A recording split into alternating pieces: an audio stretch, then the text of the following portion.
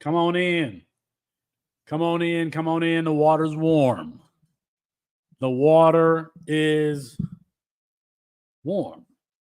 Felix Sharpe, Matt Bruening, at Sports There you Fanatic go. There you go. MB, at Felix Sharpe. I think that we're like uniquely equipped to talk about this national championship game because a lot of these players, we've been talking about them since their freshman year. Now, we've had different takes on them. That's fair. Yeah, fair. Because Colin and Austin, well, actually it was Colin. They were in on Roma Dunze and Jalen McMillan before they were freshmen in 2020. Yeah. And I was making fun of Colin. I'm like, dude's caught 15 passes. Or it was like 10 passes in that COVID-shortened 2020 season. And you telling me that they're the truth. I mean, Colin was right. Roma Dunze, Jalen McMillan, and then Jalen Polk. But on the other hand, who has been talking about Michael Penix Jr. since like the November of 2020 before that season started? I challenge anyone in the comments to go find a tweet from your favorite analyst, which is a word I hate, by the way, talking about Michael Penix Jr. earlier than I have. You know I hate victory lapping. Yes, I know. Yes. The thing you hate more than anything else in the world, victory lapping. It's beneath me. It's beneath me. Let me ask you, I got a question, though. Okay. We were going to do this earlier. Yeah. And I got stuck cooking with an air fryer for the first time. What's your position on the air fryer industry? Because to me, it's all a fugazi. I don't have one. I actually have never used one. I'll just put it to you that way. I technically have one. I don't ever use it. Oven or grill. That's how I make my food. I will continue to stick with them. I'm old school, baby. I tried to fry some chicken, and I did what I normally do. Seasoned it, egg wash, floured it, threw it in the air fryer. Somebody said on Twitter, I guess you actually have to put the oil on it for the chemical reaction between the convention oven and the air fryer. So that's that. I don't know how long we're going to stick around tonight, but drop a comment in the chat if you are watching anywhere other than YouTube, on Twitch, on Twitter. Come over to the YouTube page so you can interact with us. I love the color contrast. Twitter can actually post comments now. And one of the shows I did real? recently, someone from Twitter was asking me questions, and I was able to see. All right, how about this then? Let us know where you are watching from. If you can make a comment, go ahead and make a comment. I love the color contrast in this game. Michigan with the all blues, Washington with the all whites. It's really sweet. We've been following Kalen DeBoer since he was drawing up plays for Whop Phillier and Peyton Hendershot and Ty Freifogel. That game where he almost upset your Ohio State Buckeyes in 2020. Remember that the line in that game was Ohio State minus 14. Mm-hmm. And I told everybody to take Ohio State or to take Indiana in that game. Do you think that Michigan can stop this Kalen DeBoer-led offense, who, by the way, was left off of PFF's best coaches this offseason? And I said that was a mistake. But can Michigan stop this offense? I don't think so. I think they'll be able to slow them down. They will not be able to stop them. I mean, Michigan has a great secondary. They have the number one defense overall, according to our C2C winning edge. Where were they in passing? 6th. Number 1 in rushing. So I think obviously Dylan Johnson, we saw him warming up in the game. That ankle was heavily taped. I think if he's able to go out there and do a little bit, that'll help keep Michael Penix and them a little bit upright. But I think that's going to be the key, right? I talked a little bit about it with you on Devy Debate before the playoff games. Like, could Texas's defensive line get any pressure on Michael Penix, the least sacked quarterback in all of college football this year? And if they could, that would be the thing that disrupts that passing game. Well, they couldn't. I don't think it's unfair to say that Michigan's entire defensive line is probably better than Texas's. Texas had those two guys right up front, right up in the middle, that really good, but their edges were not that good. I think Michigan's entire defensive line is better. We'll see. I think the key is going to be getting pressure on Penix and what they can do with McCarthy, who's got the ball now. So I'm curious to see what Michigan does on this first drive. Michael Penix had that, like, after the USC game, where Oregon State Oregon State was a terrible weather game. Yeah. He just looked a little bit sloppy. And he had the game started. Okay.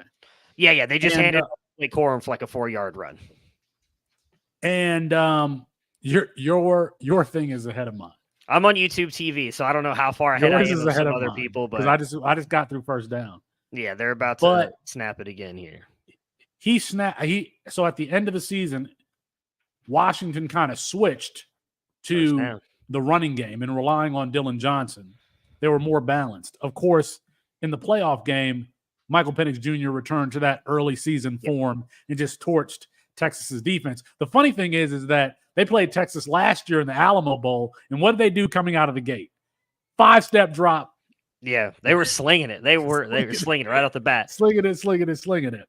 Who you cheered for, Brad? Let us know. Let us know in the comments who you want to win this game. So he's returned to his old form, his early season form here late in the season. You talk about Michigan's defense. I'm going to bring up their schedule. Who has Michigan played that's even remotely close to Washington's offense, where you have 3 or 4 wide receivers who are going to play in the NFL?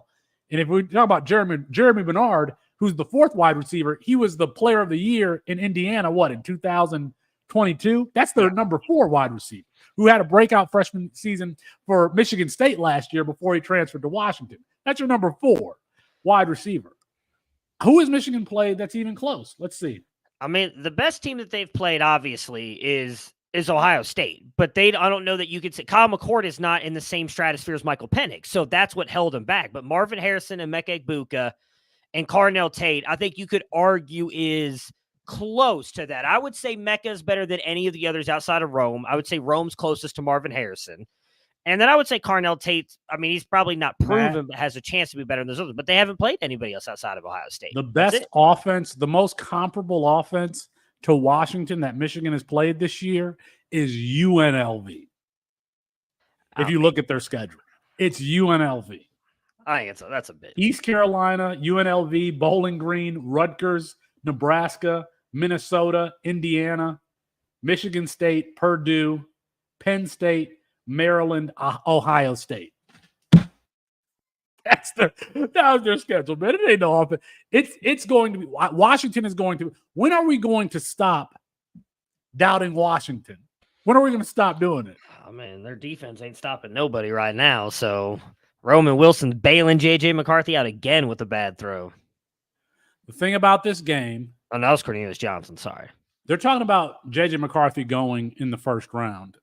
Now, I can put my foot in my mouth here, but tell me JJ McCarthy's first round moment at any point in his career. I mean, tell me the throw that he's made. That's like. I said this on Campus to Canton Live, I think last Tuesday, whatever day I talked about the playoff game. So it's probably Tuesday. In my opinion, the best play he made was the throw to Cornelius Johnson on the sideline. That Cornelius Johnson made a great catch. I mean, he put it to where only Cornelius Johnson could catch it, but that's it. The problem is with JJ, he's too inconsistent. However, where I could see him being drafted in the first round, let's say he does go out there and win a national championship for Michigan tonight. He had a decent playoff run. I think the problem is Michigan doesn't ask him to do anything more than what he's okay at. Like I don't think he's got that elite tool. I agree with you. But I was looking at earlier today, I think you could argue there's at least 10 teams picking in the top 20 of the NFL draft this year that need a quarterback. So we could see, we already know Caleb, Drake, and Penix are probably going top 10 in the draft this year. Michael Penix going in the top 10 now. I'm not saying that he deserves to go top 10, but he probably is. So all of a sudden, you're talking about other guys getting propped up, like a JJ McCarthy. Who else am I thinking of that's probably going to get Michael Pratt might even, a guy that three of you, me, and Chris Moxley love. I think there's a shot he goes end of first round. I think these quarterbacks could get propped up because I think all of them have I don't know that JJ does, but I would say he's better than Kenny Pickett. And Kenny Pickett went to the Steelers in at pick 20 or whatever it was. So, Michigan does this thing, and they did it. Well, that's touchdown. JJ McCarthy's freshman year.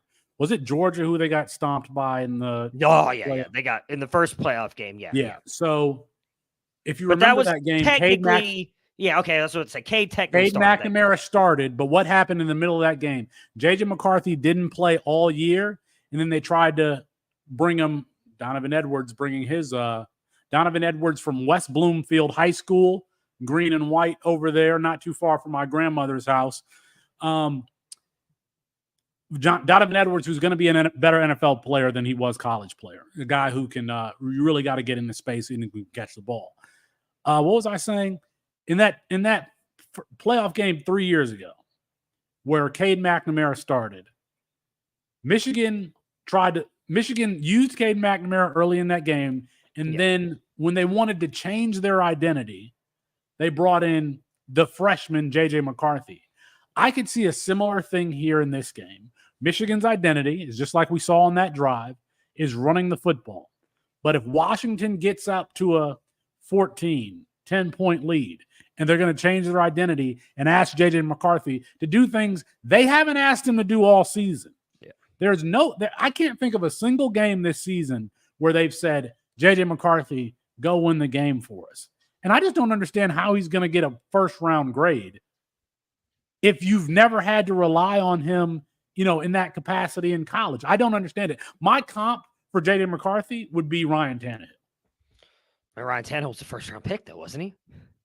Should he have Kenny been? Pickett. No, should he have been? Should have Kenny Pickett, though. Like, I think that's the constant argument, and we'll answer your question here in a second, Brad. I think that's the constant argument we always are having, though, is like it comes down to like a need versus want basis, especially in the NFL. You always want to find you want that quarterback. So they may look at a guy and say, okay, he's not really a first-round pick. He's probably a second or third, but I believe as the coach that I can develop these skills into being a franchise quarterback. And so they make that pick. Because I think it's fair to say none of us thought Kenny Pickett should have been a first-rounder. I think there's a lot of quarterbacks we've seen gone in the first round over the past 5, 6, 7, 8, 10 years that were like, that guy should not have gone in the first round. But coaches truly believe in themselves, so they think that they can grab that guy and develop him. I mean, I'll say that McCarthy he brings some level of excitement. He has some wow moments where you're like, okay, wow, that was impressive. But then it's like so far and few between that you're just kind of like, can he do that consistently? The big question I have is, I don't know if that's J.J. McCarthy not being able to do it consistently, or is that Jim Harbaugh? Is that the offense? That's what I don't know. Do you want to answer this question for Brad? Hold on. We'll reset here in a second. Like the video if you're watching on Twitter, which a lot of people are. Come to YouTube so you can like the video, drop a comment, engage with us here on the YouTube page, or just drop a comment if you're watching on Twitter. Matt tells me that you can. We're trying to get to 3,000 subscribers here. Can I get your opinion on Rome Odunze? I see elite ball tracking skills. I haven't gotten into film yet. Yeah, I don't think we give enough credit to wide receivers for being able to catch the ball. I mean, when they can't, it really stands out. But when they're just like a sticky back shoulder wide receiver, when, that ball is coming over the shoulder and they got to turn that head up to the sky and contort their body, and they catch the ball and they have good body control. We don't give enough credit to those types of wide receivers. Somebody who does that really well is DeAndre Hopkins. Yeah. Like DeAndre Hopkins, you think of body control, you think of back shoulder, you think of really sticky hands. And I agree. That's what Rome Odunze is. A lot of people have him as the number 3 wide receiver in this class. I feel like that's right around where DeAndre Hopkins went in this class. I think personally, and I mean, this is coming from someone who we've had our battles on Twitter with certain people about Rome Odunze. I think personally, I think he should be the wide receiver too. I think he's better than Malik Neighbors, and there's not really much of a question for me on that. Neighbors to me seems more closer to DeAndre Hopkins in that level, is just like a contested threat. I mean, he's a very good route runner. He does a really good job of separating at the catch point. And Malik Neighbors, Rome Odunze, I think, is actually a very good route runner. Like, he finds ways to separate within route. Penix finds him on those. One thing I've seen actually from Michael Penix a lot more this year than I have the past year was those anticipation throws, where like he's throwing before Rome Odunze breaks in on that route, and Rome Odunze's catching it. He only has 3 drops on the season. To just compare, who I think the best wide receiver in the nation is, Marvin Harrison Jr. had 9 this year. So like that's just showing like how good Rome Odunze's hands have been. I think one thing that I don't think has been talked about enough actually with Rome Odunze, I don't know how many people actually know this, He actually added 15 pounds coming into the season, still played at the same speed. I think that's helped him in contested catch situations. I've seen him a lot more this year go up and get the ball in those situations, which I didn't see as much of over the past couple of years. So I personally think that he should be considered the wide receiver too, because he's just more skills that you can bet on for him, I think, in my opinion, than Malik Neighbors. Malik Neighbors, I think, is more of just your contested catch bully ball kind of wide receiver, where Odunze, great route runner, can go up and get contested catches. Yak specialist as well. You can get him a quick screen pass and he can take it to the house. So he's going to be a fun receiver to watch. He's probably one whose game is going to age really, really well, because he doesn't rely on like the athletic testing for his production. He just really doesn't. So he's going to be like a boring pick in the 107 to 112 range in dynasty rookie drafts, and he's just going to be somebody on your roster for 8 years who puts up probably the same type of statistics that You know who he reminds me a lot of? And it wasn't until you said that right there that his game will age well. Now, I don't want to say, because I consider this player like arguably the best route runner in the entire NFL. But what he reminds me of, I think he's a little bit faster probably, is Keenan Allen. Like, that's kind of the player he reminds me of a little bit. And I think he hasn't had the injury history that Keenan Allen has had. So maybe he goes out there and absolutely just smashes in the NFL. But I really do like Odunze. The thing about Keenan Allen, though, that I'm not saying that he can't. Keenan Allen actually is one of the best route runners in the game. And when I see, you have to watch all 22 to be able to see if somebody's a great route runner. Rome Odunze, by the time I see him catch the ball, he's already run his route. The thing about Keenan Allen is like he puts cornerbacks on skates and causes them to turn the wrong way. I don't know if Rome Odunze is that type of player, because I haven't watched the all 22 on him. Let me ask you this question. We just saw Donovan Edwards score the first touchdown. Let's say that he goes for 150 in this game, has a couple of receptions. Because there's a question about whether or not he declares or returns to Michigan to be the number one guy next year. Let's say he does well in this game. Would you expect him to declare? And then what would your expectations for him to be as far as draft capital and at the next level? I think that's such a hard question, because I think if he comes back to Michigan next year, he's the guy. And I do think that has a chance to improve his draft stock, depending on what Michigan is. Like, there's a lot of reports that J.J. McCarthy is going to come back. I think if you go out there and you have, as you said, 150 yards, whatever, just absolutely dominates in this game, I probably would go pro, because we've talked about like running back's just such a devalued position at this point. I think you're only hurting yourself by coming back one more year. I think despite all the love that Blake Corum gets, I think Donovan Edwards has a better chance of being more fantasy and NFL relevant than Blake Corum, because I just worry about Blake Corum's size. I know he's listed at 5'10", I think 213 on Michigan's website. He's not 5'10", nor is he 213. I mean, he's a tough runner, really good contact balance, but I don't think he's the receiver that Donovan Edwards is. I don't think he has the explosiveness Donovan Edwards has. Like, Donovan Edwards in the right offense, I know that Alan True of 24/7 Sports, friend of our show, made this comparison to him. I don't think he is Christian McCaffrey, but I think he could be utilized in that way in the NFL and be a really good fantasy asset. He's Buck Allen. Okay, that's fair. He's Buck Allen. He's had good years with Baltimore when they've had multiple running backs or injured running backs. What about this comp for what's the starting running? Blake Corum. Well, his body type is Ray Rice. Yeah, but he's not. But we don't know if he can catch the ball like Ray Rice. Yeah, no, I don't think he can.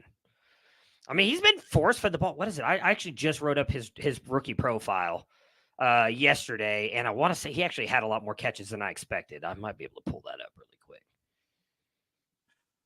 If true or false here, if there is a quarterback in this class that could have a C.J. Stroud-like impact as far as the passing game and stressing defenses, that player is Michael Penix Jr. in this class. True or false?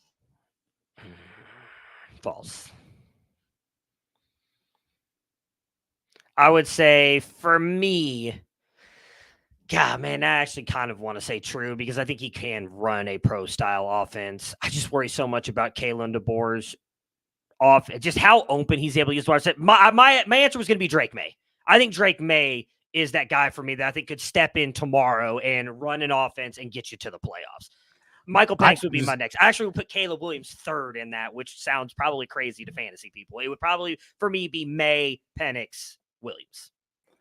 I didn't realize, and I saw these clips here, I didn't realize how often Drake May runs into traffic, runs into trouble. Oh, yeah. He's a little bit gun shy because sometimes he does get a lot of pressure, but also at times he'll be there in the pocket. He won't have any pressure. Nothing will be open, and he kind of runs into it. J.J. McCarthy had that kind of snap on the first drive. Got pressured. He was looking deep, had nothing.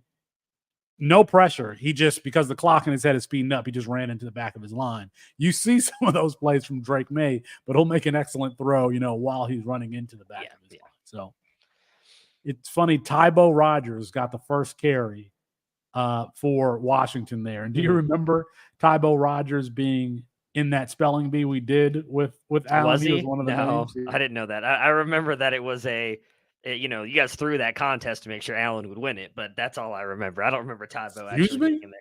Excuse me? Accusation. So you're just going to defame? Oh, no, Allen would have beat me regardless, I think. There's no way Allen wouldn't have won. I'm just saying. Odunze was 8th in contested catch rate among wide receivers with 50-plus targets. Okay, thank you, William. Yeah, I mean, he really improved that this year, and I don't know. He's attributed that. I believe in the interview he gave recently was that because he added that 15 pounds, which I did not even realize, and I don't think that slowed him down at all. So, like I said, he's going to be an amazing wide receiver. I am taking Michigan in this one. If you're watching us, let us know where you are watching from, and who you have in this one. It's funny that I'm taking Washington. I'm really taking Washington because I've been. You just said Michigan, so now you're taking Washington. No, you said you're taking Michigan. You said Michigan. I'm taking. I misspoke. I'm taking Washington because of my love of Michael Penix Jr. and Kalen DeBoer. It's long-standing, so I'm taking Washington in this one. I know that Michigan. So Washington's going to have to clean up stopping the run game there. Michigan just ran down their throats. So who just got rolled? If they can stop the run and you put this game in J.J. McCarthy's hands, I'm not sure that J.J. McCarthy can go throw for throw with Michael Penix Jr. I'm just not sure that he can do that. So I'm taking Washington. That's the best way for Washington, I think, to win this is to make this a shootout. Dylan Johnson may be done, unfortunately.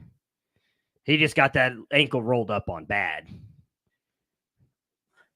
Dylan Johnson from Mississippi State played in that Mike Leach. Dylan Johnson and Mike Leach got into it there at the end, didn't they? Yes, they did. So Brad, if you're watching the game, that's exactly what I was just talking about with Rome Odunze, getting that quick screen pass and then just taking that like a quick, easy 15 yards. Like I'm telling you, I'm excited to see where they go because him, Marvin Harrison Jr., Malik Neighbors, like they all play such different games. Like I can't wait to see where they're drafted in April because I think it's going to be such a big thing. I think Marvin Harrison's going top 5. I wouldn't be surprised if Odunze.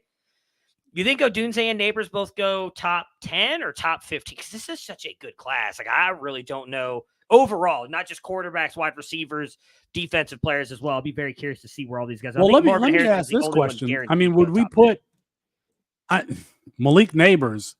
Are we putting them in the same conversation as Jamar Chase and Jalen Waddle? Like that was the last time we saw some wide receivers go really, really high. Are we putting those two as like this is a type of player that can change your offensive identity? Are Rome Odunze and Malik Neighbors those types of players change your franchise?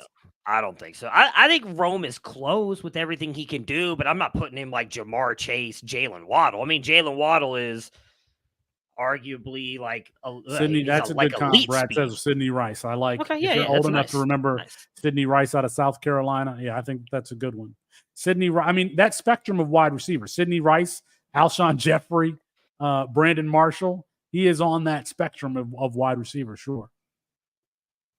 Well, so far you have to be encouraged with how Washington is moving the ball here against Michigan. Because they are doing it without like chunk plays. They're doing it with consistency and kind of the short area stuff. So they haven't even gotten to their vertical passing game yet. I think you got to think that that's encouraging, because if they can protect Michael Penix Jr. and he can find those vertical lanes, he's going to find them. If he can do it at Indiana against Ohio State, he can do it with these wide receivers at Washington. Oh, well, Dylan Johnson's back in, so I love the swag of wearing the hoodie underneath the jersey. They're in a dome stadium, are they not? You know what my least favorite swag is? Back in the day when the quarterbacks would wear the sleeves with no elastic, Mm-hmm. it would just be the open sleeves. I hated that. Couldn't handle it. Just didn't do it. Just couldn't do it. Oh, it's funny. When the NCAA game was out, and we're going to get an announcement here about the NCAA game. When the NCAA game was still going live, if one of my favorite players' swag was like not good, I would go in and change it. Like I would immediately go in and change it, resave the roster. You can't be out here with long white socks on. That was one of my least favorite, the long white socks for my favorite players on the NCAA video game. These end arounds, man, they're not letting Penix sling it.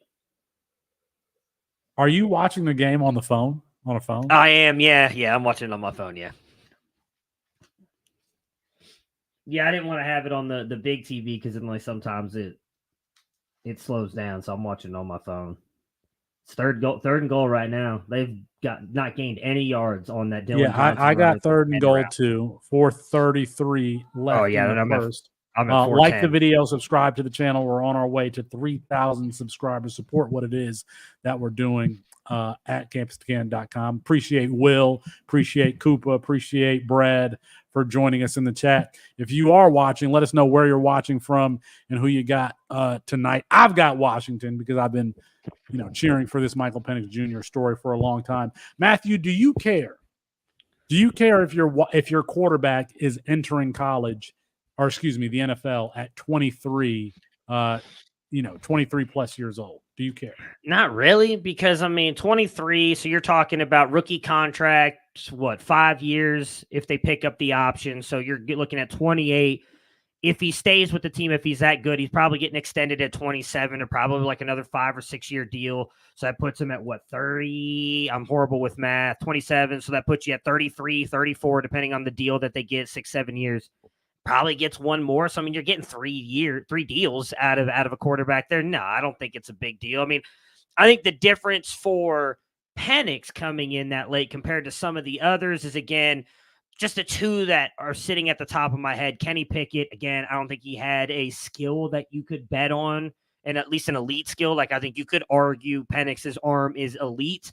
And then the only other one I can think of that came in super old was Brandon Weeden, who, again, same thing. Like, he came in even older because he played baseball first. Well, he was like 20. Wasn't he 28? Yeah, he was like, I want to say he was 28. I'm not talking about 28. I'm talking about. No, I know, but I'm saying, like, those are the only. Michael Penix Jr.'s age.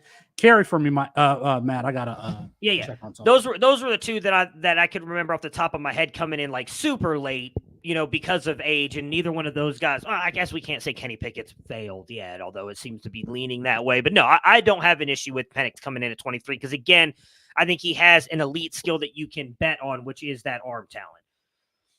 William S. NFL GMs have no problem sitting rookies for years, so why would a next year of college matter? Exactly. Jordan loves that for multiple years, and Mahomes obviously the 1 year as well. I think the big fear you have to have with that stuff is those teams seem to, when they have a plan, they stick with it, where we don't always see that. I can remember back going even to Jacksonville with Blake Bortles, where they kept saying they were going to sit him for the entire year, and then they didn't. But I think much different discussion with Michael Penix over Jordan Love and kind of even Patrick Mahomes. He was coming from that air raid offense.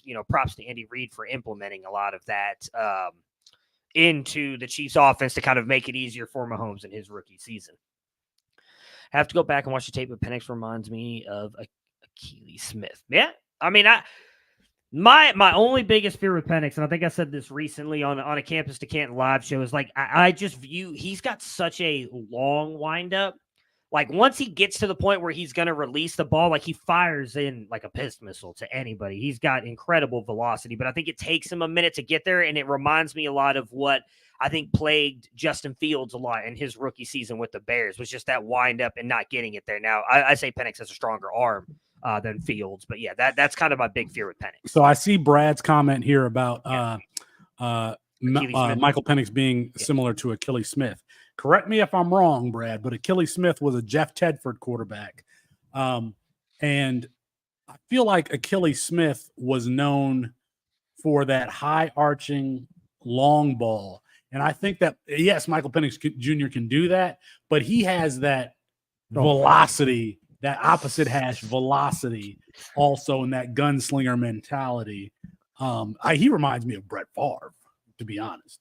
I got to stop comparing players to Hall of Fame players. But as far as his aggressiveness and the fact that he's going to have a lot of turnovers, I mean, that's what Michael Penix reminds me of. I saw they were on, Matt, do you remember they were on ES? Oh, that's a bad throw. They were on ESPN talking about Michael Penix reminds them of Michael Vick. Yeah, no, that wasn't on ESPN, or was it? It was Michael Irvin who said it, and I was just like, yeah, that's a little much, man. I think, I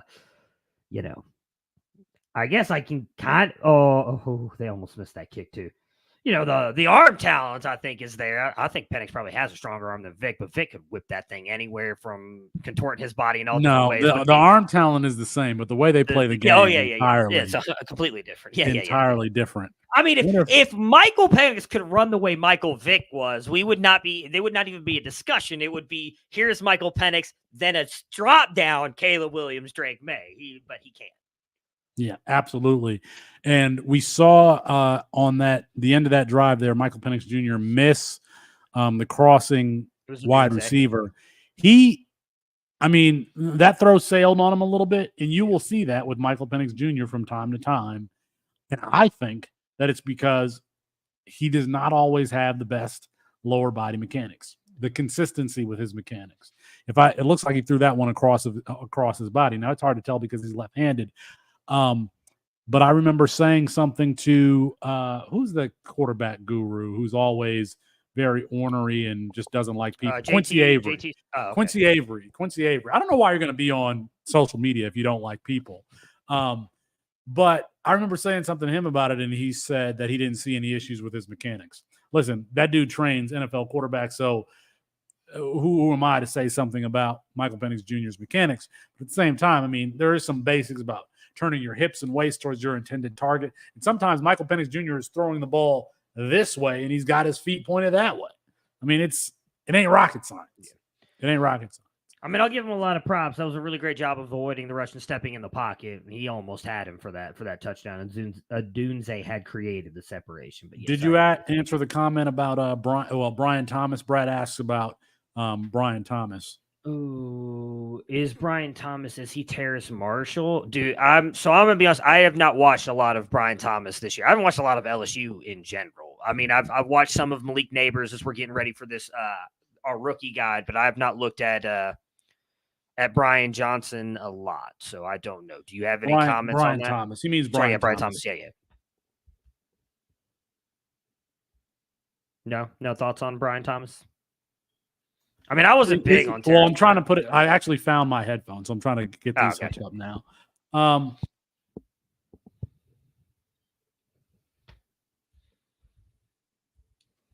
right, there we go. I have no idea. Comparing him to Terrace Marshall is the problem for me because I don't even know what Terrace Marshall is. I have no idea what Terrace Marshall is. Brian Thomas. If you want me if you really want to go like the LSU route, he reminds me probably more of DJ Chark than he does Terrace Marshall. I will be fully honest. I've probably watched like 2 full LSU games. I've not gone in and watched a lot of Thomas. So I could be completely wrong there. He reminds me more of DJ Chark than I would say Terrace Marshall though. Terry says that, Penix reminds him of Jameis Winston. I think from a pocket mobility standpoint and his game, yep, he did. But I think that Michael Penix has better physical tools than Jameis Winston did. What I would also say the difference for me between the two of them, while Penix definitely has that gunslinger in him that Winston does, I feel like he's also a little bit more careful with it. He does not turn the ball over the way Jameis Winston does, at all. Which I think is a little bit. Now he might at the NFL level. He is not at college. He he's been like, he's got that gunslinger in it, but he does not throw a ton of picks and put the ball in harm's way the way Winston does. Did you see, speaking of which, did you see Josh Allen yesterday when he was floating over to the right sideline? You didn't see the game? He was floating over to the right sideline, about to get hit, and he just like floats the ball up to the end zone like it's a Hail Mary, when it's not. It's like 3rd and 2. And throws an interception. It reminded me of there was the playoff game where Josh Allen threw the ball to a fullback in triple coverage like 50 yards down the like field. In their that was in like their first season, was it? That's the Houston against Deshaun Watson game, if I'm remembering correctly, because that was ended up being a great game. Somebody in the comments, please tell us what game that was. You know what I'm talking about. He threw the ball to the fullback. Was like, he's just got so much faith in that arm, man. You can't blame him. He's got obviously what I think he actually has in our database the strongest VOE that we've ever had. So coming. Wait, I didn't know we had VOE in the database. Yeah. I thought no. I didn't realize that's not available to everybody. This is just us.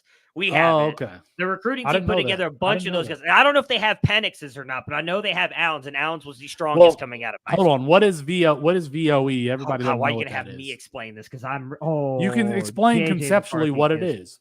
Do you even know what it stands for? It stands for velocity over expected. So basically, they've created an average of the velocity on passes if they travel a certain distance. And so if you are more than that, your arm is stronger. If you're less, it's average. It's a way to measure how strong your arm is.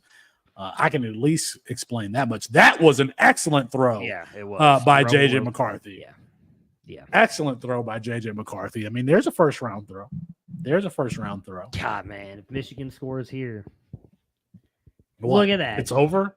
Not over, but you coming into this game, if you would have told me, oh, there you go, and then there's the inconsistencies. That should have been an interception right there.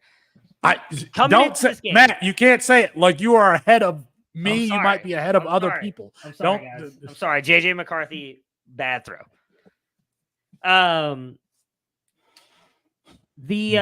Coming into this game, if you would have told me coming into almost the end of the first quarter that one team had 12.4 yards per average play and one had 5.2, I would not have expected Washington to be at the 5.2. Right. Michigan is coming out dealing.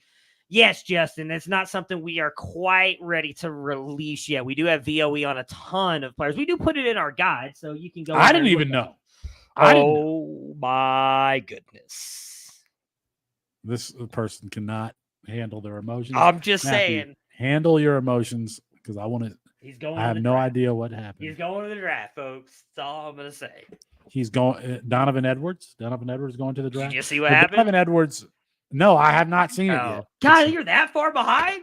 I'm that far. That is the most wide. I mean, it is, but we just talked about it. That is the most wide open. Something yards. He's just a 50-yard run to the house. The funny thing is that I feel like we just talked about that in the first drive. So Donovan Edwards, he could, his draft stock is way up. I took him in the second round of the league of record, I think. And it's not because of his rushing ability. It's because he can catch the ball. Donovan Edwards is very much a big Buck Allen. If you remember Buck Allen, Javorius Buck Allen coming out of USC, drafted by the Steve Sarkisian's USC team, drafted by the Baltimore Ravens. That's who Donovan Edwards is in a bigger body.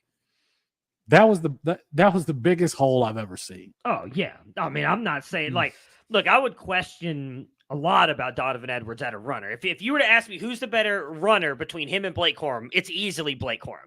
But the overall game, I lean toward Edwards. He's more explosive, better receiver, as you mentioned. Blake Corum possibly gets caught from behind. Well, probably not. I mean, that was wide open, but Blake Corum might possibly get caught from behind on that play. I mean, it's still maybe, yeah. He's having a great game. God, Michigan's who has the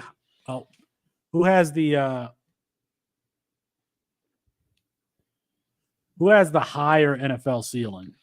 Oh, Edwards. Blake Corum or Donovan Edwards? Edwards, so? Easily. Yeah. I mean, like I said, I wrote up Corum yesterday, and the way I put it in there is I could see him having an RB2 type season for fantasy, because we see running backs get injured so often. Those guys come in and look like he is a very good runner. I think his footwork is really good, incredible vision. Like he knows when to bounce it to the cutback lanes. He whenever he sees the hole, he does burst through it. I think he does have pretty good short area burst. And even for his size, he is hard to bring down. I mean, he's got good contact balance. He'll fight for every yard. I just don't see him being able to be like that workhorse back where, again, if you have a Donovan Edwards, I think the big thing that worries me about Edwards is he's got to go to the right offense. If he goes to, like, I'll just use like the Cleveland Browns, for example. If he goes to the Browns, I don't think he'll be used in the way to be that fantasy stud for you, unless they use him the way they use Kareem Hunt, which is possible.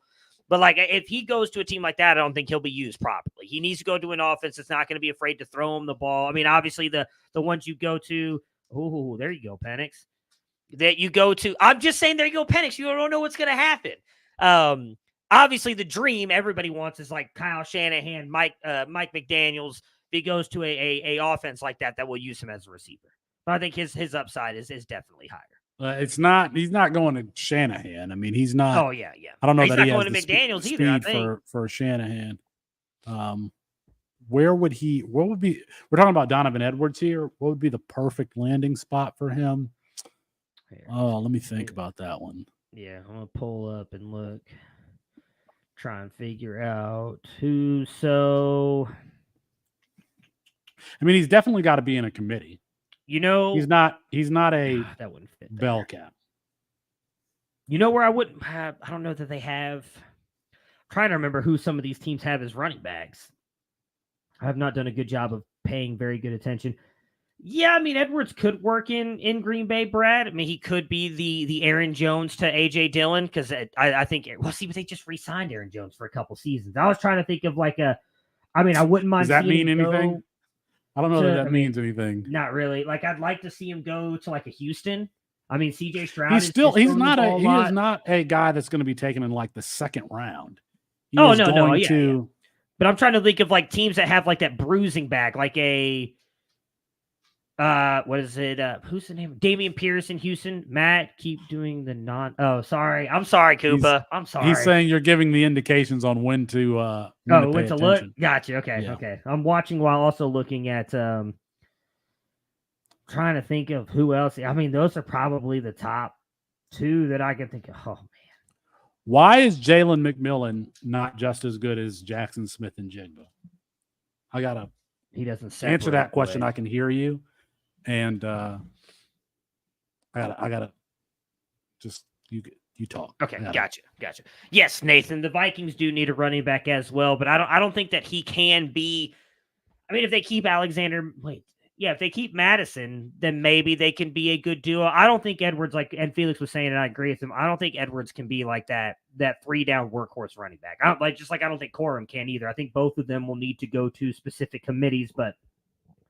Donovan Edwards has two of the longest runs in national championship history, apparently 41 and 46 yards. Derrick Henry has a 50-yarder. That is the leader for those of you who are not watching. And Michigan is now getting the ball back again. This is not, dude, if Michigan does something here, this is going to be, oh my goodness. Are you serious? Folks, we were hoping for a good game. This might be getting out of hand quickly. But remember what I said about, I know Felix is listening, so I don't know if he's actually watching. Remember what I said, doesn't have that explosiveness. If that was Edwards carrying that ball, that's another house call. Blake Corum just doesn't have that breakaway speed. Really good burst to get through the hole, as you just saw right there, but he just does not have that home run speed, which is, again, why I think like his upside, fantasy and NFL-wise, is just limited, because I don't think he's going to be that guy you're giving the ball to on the goal line either. I mean, just looking at him standing next to Donovan Edwards, again, he's listed at 5'10", 213 on Michigan's website. I would be really shocked if he comes in over 205 pounds at the combine. Who gets drafted first, Donovan Edwards or Blake Corum? I still think it's Edwards, even if Corum has the... I mean, I would think if Corum was that well perceived by the NFL, he would have come out last year. because of the draft grade he got. And I know he had the injury, but I mean, Will Shipley is going to the NFL, and rumors are he's getting like a day 2 grade with the torn ACL, just a couple, whatever that was, a month ago. Will Shipley's not going on day 2. I'm just like, you know, the rumors I've heard, and that's why I keep thinking if Travion comes back, like, look, I love you, Henderson, love to see you at Ohio State. I think that would be bad call on your part. Go to the NFL. Because if Will Shipley's getting a day 2, but I think a lot of that too is, again, want and need. This is a really bad running back class, so you're looking for someone who can separate them. Yeah, but Donovan Edwards and Will Shipley being added to that running back class don't make it better, in my opinion. I think it does. It gives it more depth, but there's no Edwards does. There's no bell cow. There's no dog in this. Oh, I agree with you on that. Yeah. But I think Edwards brings you a dynamic that you can trust with the receiving, which we've seen a lot of NFL teams want to actually do. They said no. Yeah, William says I was thinking that too. I don't think Will Shipley actually tore anything. We'll wait and see. I don't trust Clemson. I mean, Jonathan Edwards did though. I mean, Jonathan Edwards may have been the number 1 running back in this class. That's what's crazy. I mean, what's it called? They said he who was it? Jonathan Brooks, excuse me. Jonathan Brooks. Yeah. What was it? Adam Randall a season ago tore his Achilles and was back out on the field in 3 months. So, like, I don't necessarily trust Clemson. We'll wait and see if there's any medicals that come out on Shipley. I still, even if he didn't tear anything, regardless, like, you're getting day 2 draft capital. I think Edwards, receiver-wise, is a much better player, much more explosive than Will Shipley. And then I was saying the same thing about Henderson. Like, that's why I would not be going back to Ohio State if I'm Henderson. But I guess we'll see what happens. But yes, Mike, I agree. It's not looking pretty. I don't think it's over. I would live bet this game. I mean, I wonder what the odds are right now. Michigan probably by. Well, I wonder what the live. Here's my thing, and I said this on the C2C live. My biggest fear with Washington was they had to find a way to stop the run and put it in J.J. McCarthy's hands. I thought that's the way that you win this game because Washington's rush defense was bad this year. It's ranked 99th out of 133 schools. Donovan Edwards and Blake Corum are running all over him, man. It's like J.J. McCarthy is not having to do anything. And that's where I think it's going to be a big win for Michigan because now at this point, they're already in field goal range. So now they're about to, at worst, be at probably 17-3. You can start. You're not going to be able to milk. First of all, this Washington offense can score at any time. But you're telling me 17-10, it's over? Here's the problem. They haven't shown it. Like, that secondary is, for the most part, they're not. So far, Penix is not challenging down the field at all. They're still averaging 5. They've had 2 drives. Michigan's had 3, and they're about to score on all 3 of them. Like, that's what I'm worried about. I'm not saying it's over. But Washington is just getting beaten up on both sides of the ball right now. It's not looking pretty. Thank you, Brad. All right, let's see here. I'm trying to log into my DraftKings account so I can see what the live odds are. Jeez, you just gotta. No, I don't want. I mean, here's the one thing I'll say about DeBoer. Is because I agree with Felix. He is a great head coach. And actually, it's funny. You said PFF didn't have him on the list at the beginning of the season. He's like coach 15 for their coaching at the end of the year too. When we did the Debbie debate a couple weeks ago, when we were talking about top coaches, like I thought it was a little ridiculous. They even had him that low. I think that he will be able to make adjustments and they'll be able to figure this out. But I would say if Michigan scores here, which I would say it's going to be they're already in the red zone. Field goal, touchdown, whatever it is, I think Washington has to answer. If Washington doesn't score and punts again, and Michigan's able to drive right back down the field again, I'm going to start worrying that it's not going to be a Georgia TCU situation, but I do think it'll be harder for Washington to come back. I am rooting for Washington. I don't want either of these teams to win, but it would make me feel much better waking up tomorrow knowing Michigan didn't win. So I am rooting for Washington, but it's not looking pretty right now. Mike says Washington's constantly losing on the trenches on both sides. Washington rolling out the gimmicky offense was sad. I mean, that is true. They've had probably like 6 freaking end arounds so far. Like, I don't know why they're not letting Penix go down the field. All right, this is a big, big third down right here. And they call timeout. I don't remember my password. I got to download this geolocation tracker so that I can log into my DraftKings account. Okay, there we go. The game is not over. The game is not over, folks. 14-3 in the second quarter. and Washington gets the ball to start the second half. It's not over. They've got to go down and score, though. They've got to. Even if it's a field goal. Because it looks like Michigan's going to put at least 3 on the board right now. I definitely want to see what the odds are, what odds I can get on Washington here. I wish Washington offense operate the way James Adunze thinks. James Adunze.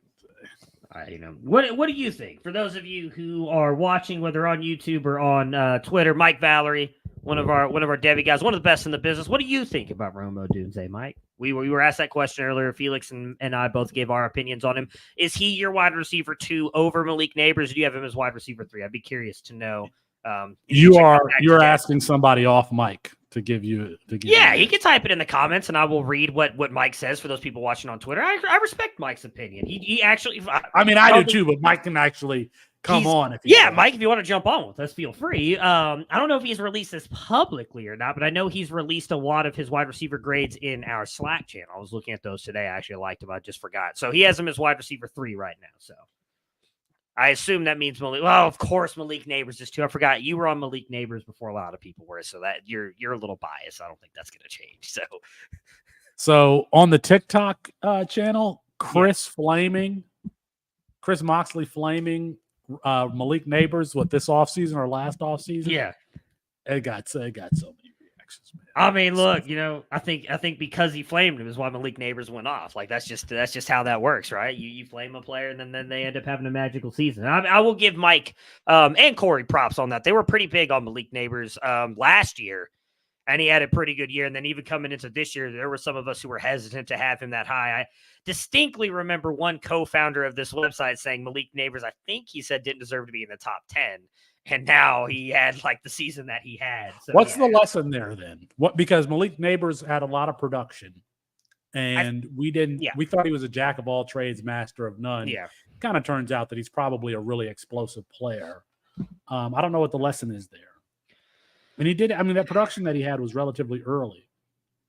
I think So if I remember the argument correctly, because I had Neighbors high, I think he was my wide receiver 5. I didn't believe in him the way Mike and Corey did. I will not say that. I think the concern we all had was we weren't sure if he was going to be able to do it again in that offense because Jaden Daniels took a step forward, but I don't think anybody expected him to take the step forward he did this year. Jaden Daniels was, So I think that was kind of the concern was, can he do it again? And that's another player who's going to be older. And a first-round draft pick. Okay, you can get – so the spread right now is Washington, Michigan minus 15.5. Live betting right now. You only get minus 120, minus 110 for Washington plus 15.5.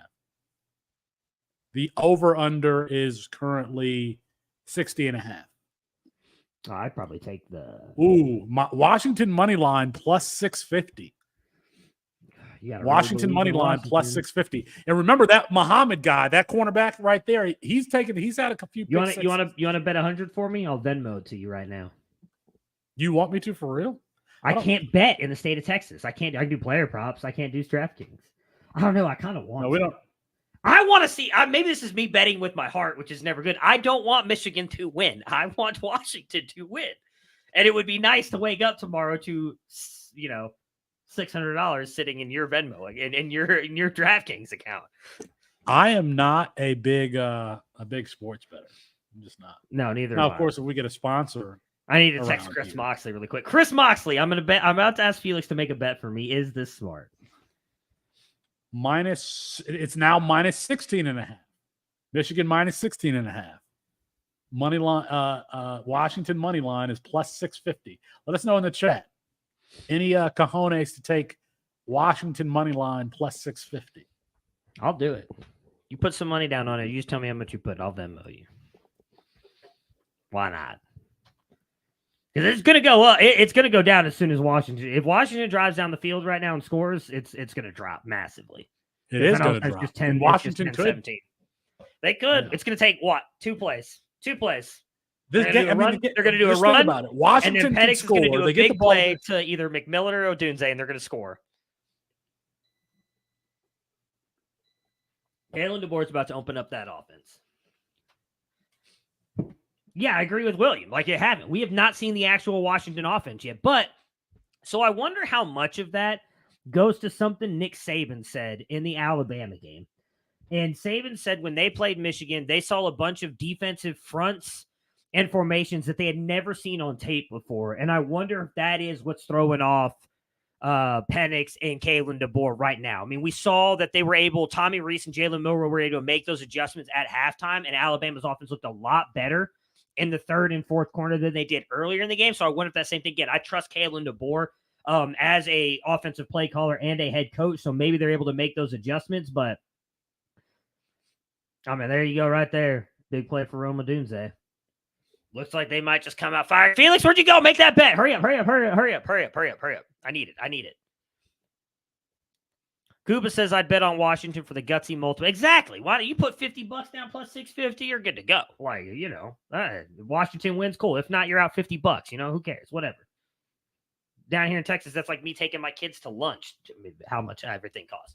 I think Washington is terrified of the pressure from the front, trying to stop them from setting the house at Penix. I mean, that's fair. The one thing I'll say is Penix has actually done a really good job of stepping up and buying time, but I agree with you. I would assume that's why they're doing all these end arounds. Oh, they're cooking. Felix, hurry up. Put the bet in, Felix. Put the bet in before it changes. The Penix ain't messing around now. They're opening it up. Oh, yeah, but that was always going to be the issue, William, was that offensive line. I mean, I don't think any offensive line has the ability to hold up with how good. Like, I think there is a realistic shot, and I know Jim Harbaugh talked about it coming into the year, and I think this is going to happen. They have so many veterans on this defense and just offense in general that they're going to break the NFL draft record this year of amount of players drafted throughout the draft. So, like, they have a lot of those guys on the defensive line. And, did you make that bet yet? I need you to make that bet. Hurry up, hurry up, hurry up. $50. I'll Venmo you right now. I'm not condoning your behavior. It's my money. I'm Venmoing you right now. It's still plus 650. It's okay, still plus I'll 650 you right now. But it's now 14 and a half. Give me that Washington money line, baby. Plus 650. Oh, come on. But yeah, I think that's the question for a lot of teams, William. I just don't think with the depth and experience that Michigan has on their front, I think it's going to be hard for a lot of offensive lines to kind of hold those guys back. Like the video, subscribe if you haven't already. Yeah, I mean, you can't count an offense like this out, which is what I said about. Did you make my bet? 5 minutes. No. I'm I'm not betting for you. Yes, I've never done that before. I'm not starting today. It's not your money. It's my money. I will send you the $50. What is it? No. Send it to Chris Monsley. Send it to I'm gonna text Chris right now. Send it to somebody else. I think Washington is terrified of you already read that comment. Yeah. Oh, there we go, Penix. Oh, that was yeah. There's the Jameis Winston in him right there for those of you watching. Well, I mean, thank you, Matthew. I haven't gotten to that point yet, but thank you. You're welcome. Hey, look, I'm just doing this for Koopa, so he knows to turn around and go look at what's just about to happen.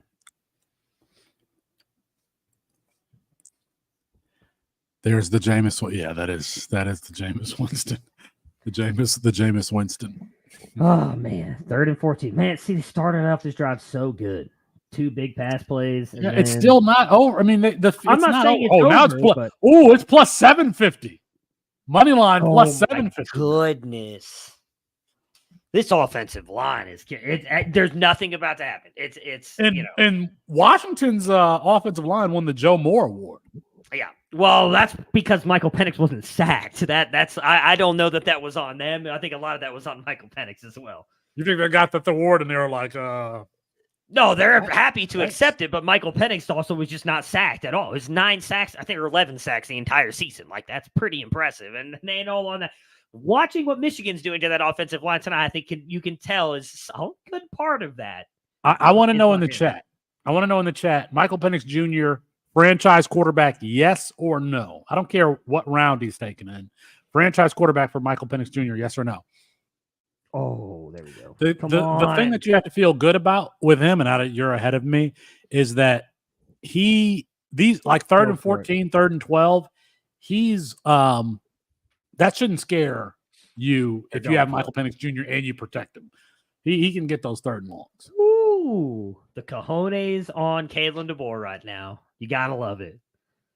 I think you might be able to argue this is very pivotal for the game right now. Matthew, already. Can you please? I'm giving Koopa. Koopa, get to your TV. Hurry up.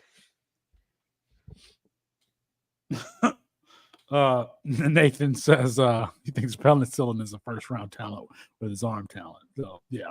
Yeah, I agree. No! Oh my God, Matthew, I need you to take your feelings and like suppress them. Okay, take your emotions and suppress them until I get to that point in the game. I'm just saying we're seeing a lot more Jameis Winston than we are Michael Penix tonight. Koopa, get to your TV quickly. Oh! Yep. Yeah.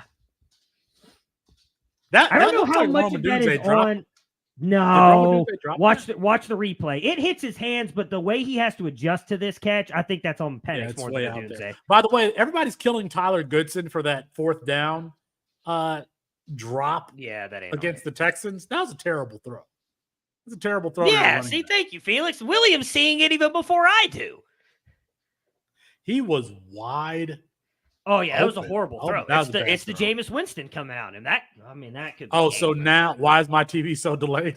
Yeah, see, people are seeing it even before I see it. I have Spectrum. Yeah, again, that's why you switch to YouTube TV. Listen, I'm getting ready. I'll put you on my family and friends account. There you go. I'll have YouTube TV at that point. Mike Valler's got a good point. That was not a franchise QB throw right there. Although I will say Jameis Winston was once considered a franchise QB. And, I still don't think Washington is out of it. Washington is now plus 850 on the money line. Well, yeah, because Michigan might go down the field. They have scored on every drive so far, so they have given us no reason to expect that they won't do that again here. They still get the ball at the start the half. We just saw some progress. That'll be great when you're down 24-3. JJ McCarthy could turn the ball over at any point. Big play could turn this game over. It is not over. It's a 2-possession game. It's a 2-possession game. I could be out $50 right now had you actually bet that money. Like, there's a lot of ifs and buts that could happen. That doesn't mean they're going to. Yeah, things are not looking good. William, I don't recognize your name. Are you new to the YouTube channel? Are you familiar with the website? Some of these other names of these people have been around, but William was new, right? I don't recognize William's name around here. I don't recognize it. That doesn't mean that he's come on. new. We noticed the people, the regulars around here. Oh, it's Mile High. Mr. Mile High from the Discord. There we go. Oh, okay. Makes sense. You were talking about the Broncos earlier too, I guess. I was hopeful. I was thinking that we messed around and got somebody new around. I guess not. We're so close to 3,000 subscribers. We're so close. Folks have really been supporting. Mike says his last name is Wonky. I don't even know what Mike is doing there. Yeah. Let's see. Oh, man. Everybody now just flaming. Did you like Austin and Colin recording Campus Life Live yesterday? That was a pleasant surprise. I didn't realize that they were going to do that. I didn't watch a lot of it because I like to listen to the podcast on my Tuesday mornings. It's kind of my ritual. So I watched a little bit of it, but didn't watch a ton of it. Yeah, I think it's always good to get more faces out there than just, yours and mine lately. Yeah. Yeah. Golly, that was. I don't have a problem with my face being on the screen. You know what I'm saying? Oh, neither do I. But it'd be nice to get Austin, Colin, Chris, we miss you. Come back somewhere else. Yeah. That 1998 team. So that is when I fell in love.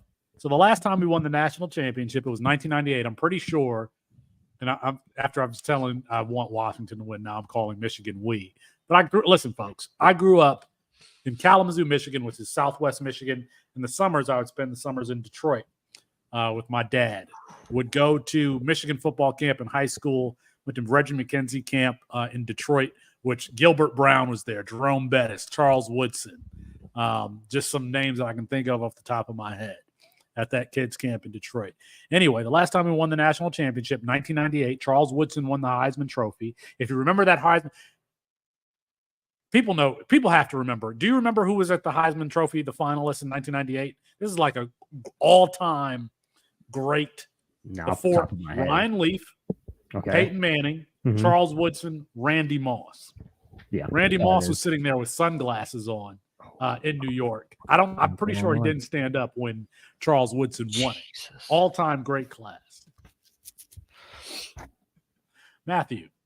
I'm not even saying anything, but you need to get YouTube TV. You are super behind. If Williams seeing it, the comment that I was going to make. Okay, not a catch. The comment I was going to make is, how can you hate Michigan so much that you're stressed about them doing well? You realize I'm an Ohio State fan, right? Like, it hurts me to call them Michigan. I would rather be talking about them as that team up north. I cheer for Boston. I cheer for Boston at time. I choose to say them Michigan because I have to be a professional, and we are talking. I can't just call them that team up north all the time. But no, I don't want to see Michigan win. I hate Michigan with a passion. I actually don't mind JJ. Well, so look, I waffle. JJ McCarthy has made some throws in this game. If they would have caught that'd have been another one right there. Here's the thing. I hated Baker Mayfield at one point when Oklahoma came up to Ohio State and he beat Ohio State and he planted that flag. I was like, screw this guy. And then I started watching him more. Had some legendary college and I was like, I kind of like this guy a lot. And then the Browns drafted him. I fell in love with him. So, like, I don't hate Baker Mayfield. I don't hate Michigan players. I want them to succeed. I just hate the school in general. I don't want them to win a national championship because right now they've beaten us 3 years in a row. And yeah, I'm saying us and we's. The only thing we have over them is a national championship in the last decade, and I want to hold on to that as long as possible. So I don't want to see our national championship in 1998. I'm pretty sure we were co-national champions with Nebraska. Like that was the Eric Crouch era where they were running the wishbone. William, I would love to. I can't bet in Texas, and Felix refuses to put $50 down for me.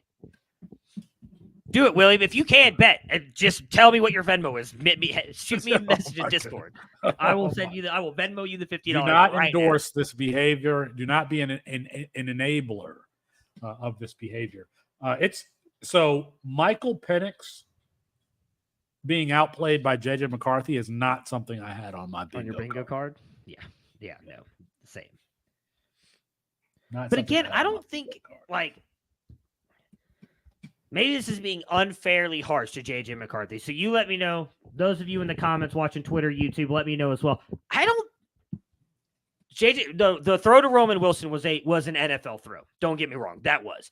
But like a lot of these other throws, it's the exact same thing. It's him dropping back, and then they have him rolling out to the right, and he just fires like a laser. Like, that's not going to work. At least in my opinion, in the NFL, they're cutting the field in half.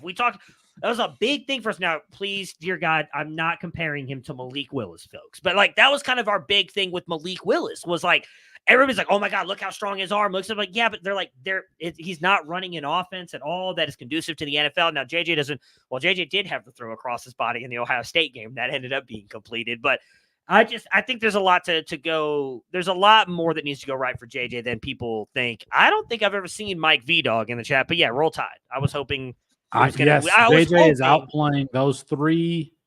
Those completions have been big time throws. Yeah, from JJ. I would say JJ is outplaying. I was hoping it was going to be Alabama versus Texas, Mike. So but we didn't get that. Who picked Washington before the year started? Who picked Washington? Probably James Odunze. Come on. You'll never give me credit for anything. Oh, did you? I didn't know if you actually did pick Washington. I know I was on Oregon. Better Sports Show. I picked Washington. We do. I picked Washington. I picked Carson Beck and Michael Penix Jr. as my dark horse Heisman candidates. This is when Brock Vandegrift had shorter odds than Carson Beck. Well, but I mean, we all kind of sat here and we're like, who is not paying attention and setting these odds? That was a little off of. Is Carson Beck the best quarterback in college football next year? No. Stop 3, 5. I don't think he's the best. Are we talking like just tools wise or just like the best quarterback? I don't know. However you define best. Who would you pick before? Oh my goodness, dude! This game is. Who would you pick? Who would you pick over Carson Beck as the best quarterback in college football next year. If he's healthy, I'm taking Connor Wigman over him. I'm still taking Nico. You guys love Connor Wigman, and I got to go do a deep dive on Connor Wigman. He looked really good. He got injured early. Yeah, no. So here's my thing. Not only did I feel like he took a step forward compared, because he was not, at least in my opinion, not good at all. That Grant dude is like 300 and something pounds, and he's going to go run a 4.8 at the combine. Oh yeah. That's what I'm telling you. That's what I was telling William. He's like that. Yeah. Who was the Georgia defensive lineman who should have won the Heisman Trophy last year? We got Jordan. We just can't. We can't remember defensive. Not Nolan. No, Nolan is the linebacker. They were all drafted by the Eagles. The Eagles just said we're going to draft all of these Georgia guys. Did he catch it? Jordan. What's Jordan's last? Whatever. That defensive lineman, you know who that is. This number 78 dude might be just as good. Oh my goodness. Yeah, it was a great play by Penix, but not a completion. Forgot what I was talking about now. I still think Nico has a chance to be there. He's got a lot to improve. I'm going all based on a very, very small sample size. Jordan Davis, yes, that's right. You cannot put Nico Iamaleava over Carson Beck. You can't put a player who's got one start under his belt over Carson Beck. Well, I have him over Carson Beck right now. No, you got bad process. I have Connor Wigman, Nico, and then I think Carson Beck's my QB5 right now. So I have two other players over him as well. Jackson Dart and Jackson Arnold. But again, that's C2C rank. Jackson Arnold did not look great. He did not, but he actually had a really good year. Like if you really go back and watch him, I think he did. And so for me, I would still put him, I would argue 2 or 3. I'm still putting Connor Wigman at 1, personally. It would be between him and Dart for me. 1. That is, man. Connor Wigman as the best quarterback in college football next year. Okay. I just hate that he lost Evan Stewart. I mean, he's getting Klein too as his offensive coordinator. Wigman can run. He's a better athlete than people give him credit for. Like, I think he could be in for a really good season. I just don't know what that team's going to look like. That's my biggest fear. I got to do a deep dive on him because you guys seem to love him, and I didn't realize that Connor Wigman was to be number 1. Yeah. Okay. I mean, think about it. Like, let's just be honest too. Everything's wide open. I think the only position. Yeah. The only position that is locked in, at least for me, with tight end? 1. No. Who's your tight end? No, I thought you were going to say they have some depth there. There's some depth at tight end. Oh, yeah. Okay, I'll agree with you on that. No, but for me, I don't think there's any argument that Evan Stewart should not be the wide receiver 1. That's it. Yeah. I don't think, there's not an RB1. There's not a QB1. There's not a tight end 1. Like, that's the only player. Evan Stewart was my wide receiver, too, so... There's some people I'm almost positive. I could be wrong. I almost think when Colin talked about his ranking update, he still had Luther Burden as his wide receiver 1. So that's not even consensus, but I think Evan Stewart should be. I love Luther Burden, but what we saw out of Evan last year, I think he deserves to be locked in as that wide receiver 1. Man, the thing is that Luther Burden to me is very much dependent on how his offensive coordinator uses him. And that scares me. Because that's what Laviska Shenault was. Laviska Shenault at Colorado was used on jet sweeps. They would put him at Wildcat quarterback, stuff around the line of scrimmage. That's what Luther Burden was his first year at Missouri. Now he expanded on that role this year, but he's still very much dependent on his. I'm just gonna let you know right now, this game's over. It's over. They're throwing Alex Orji. They got Alex Orji in there. They're like, all right, whatever. We got Alex. Alex Orji. So, Washington. Alex Orji is somebody we need to talk about because I didn't realize how of a much of a freak athlete he was. Again, Michigan is destroying Washington on both sides of the line right now. Yeah, they're winning the line of scrimmage game. Which, if you can't get that under control, then you just can't. The thing with Orji is I don't know who's going to be. It sounds like Harbaugh's going to the NFL, so I don't know what this team's even going to look like. And JJ McCarthy might be back too, but I'm just saying if JJ McCarthy's not back. Alex Orji, he's like 200. He's like 6'4", 237 pounds. Did McCarthy get hurt? Bruce Feldman's freak list last year. Did I miss McCarthy getting hurt? They're still leaving Orji out there. Maybe they're just like, I mean, they started. Mullins got the first carry. He's coming out now. That's going to be another situation to watch. Is the backfield? Is it Benjamin Hall? Is it somebody else in the backfield there? Cole Cabana. They still have Your what's boy. his name? He's more of a scat back though. He is. If he's using that Donovan Edwards role, though, I think he's going to be a lot of fun to watch. I think he's the most explosive. But Donovan Edwards wasn't even used properly by Michigan. Yeah, but Jim Harbaugh's not going to be there anymore. That's the hope. Yeah. Let us know when you're ready to come up there, superb Devy analyst Mike Valerie. If you're going to come in behind the back, we're going to put you on stage immediately. Do you have some takes? What's going on? Make sure the wife doesn't hear you because you had to sneak downstairs to go into the. You did. You didn't get permission. You're like, babe, I'm going to go use the bathroom for a second. I was like, yeah, I'll be on before the half. I had to play with the dog first and stuff. Yeah. Do you have takes? Do you have takes on the game or any reaction or to the stuff we've been talking about? Mike Valerie at @FF_Mike on Twitter. It was some sort of order like that, yeah. But anyway, the opening drive of this gimmicky offense, I was kind of disappointed. But then I was thinking about it. I was like, maybe he's just trying to get a look at different looks that Michigan's trying to give him on defense. So, I cooled off a little bit, but it's not looking good. I mean, I really do think whoever wins the trench is going to win the game. And right now, if you can't get it corrected, yeah, you're absolutely. I mean, if you can, but a lot of times you can correct that at some point. You can commit more people to the run. Yeah. You can leave people in the block. You can chip with your running backs to protect the quarterback. But Washington is not getting it corrected here. Well, that's so far. And what running backs can do the chip blocks? Tybo Rogers? I doubt it. Yeah, because Dylan Johnson, I don't think, has been back in ever since he got tackled again in the red zone. So I said this, Felix, when you walked off just a minute ago. Nick Saban mentioned that in his press conference, that they had not seen a lot of these formations and everything that Michigan was throwing at them defensively, and it confused them in the first half. And then, in my opinion, Tommy Rees and Jalen Milroe, when they came out in that second half, that offense looked a lot better. I trust Kalen DeBoer a whole lot more than I do Tommy Rees. So maybe they'll be able to get figured out at halftime. I don't know how much left. I think 5 minutes left. They've got to stop Michigan from scoring, though. Because if they can figure it out, then I think Washington can't come out. If they're able to score first drive, getting the ball back, it's a ball game again.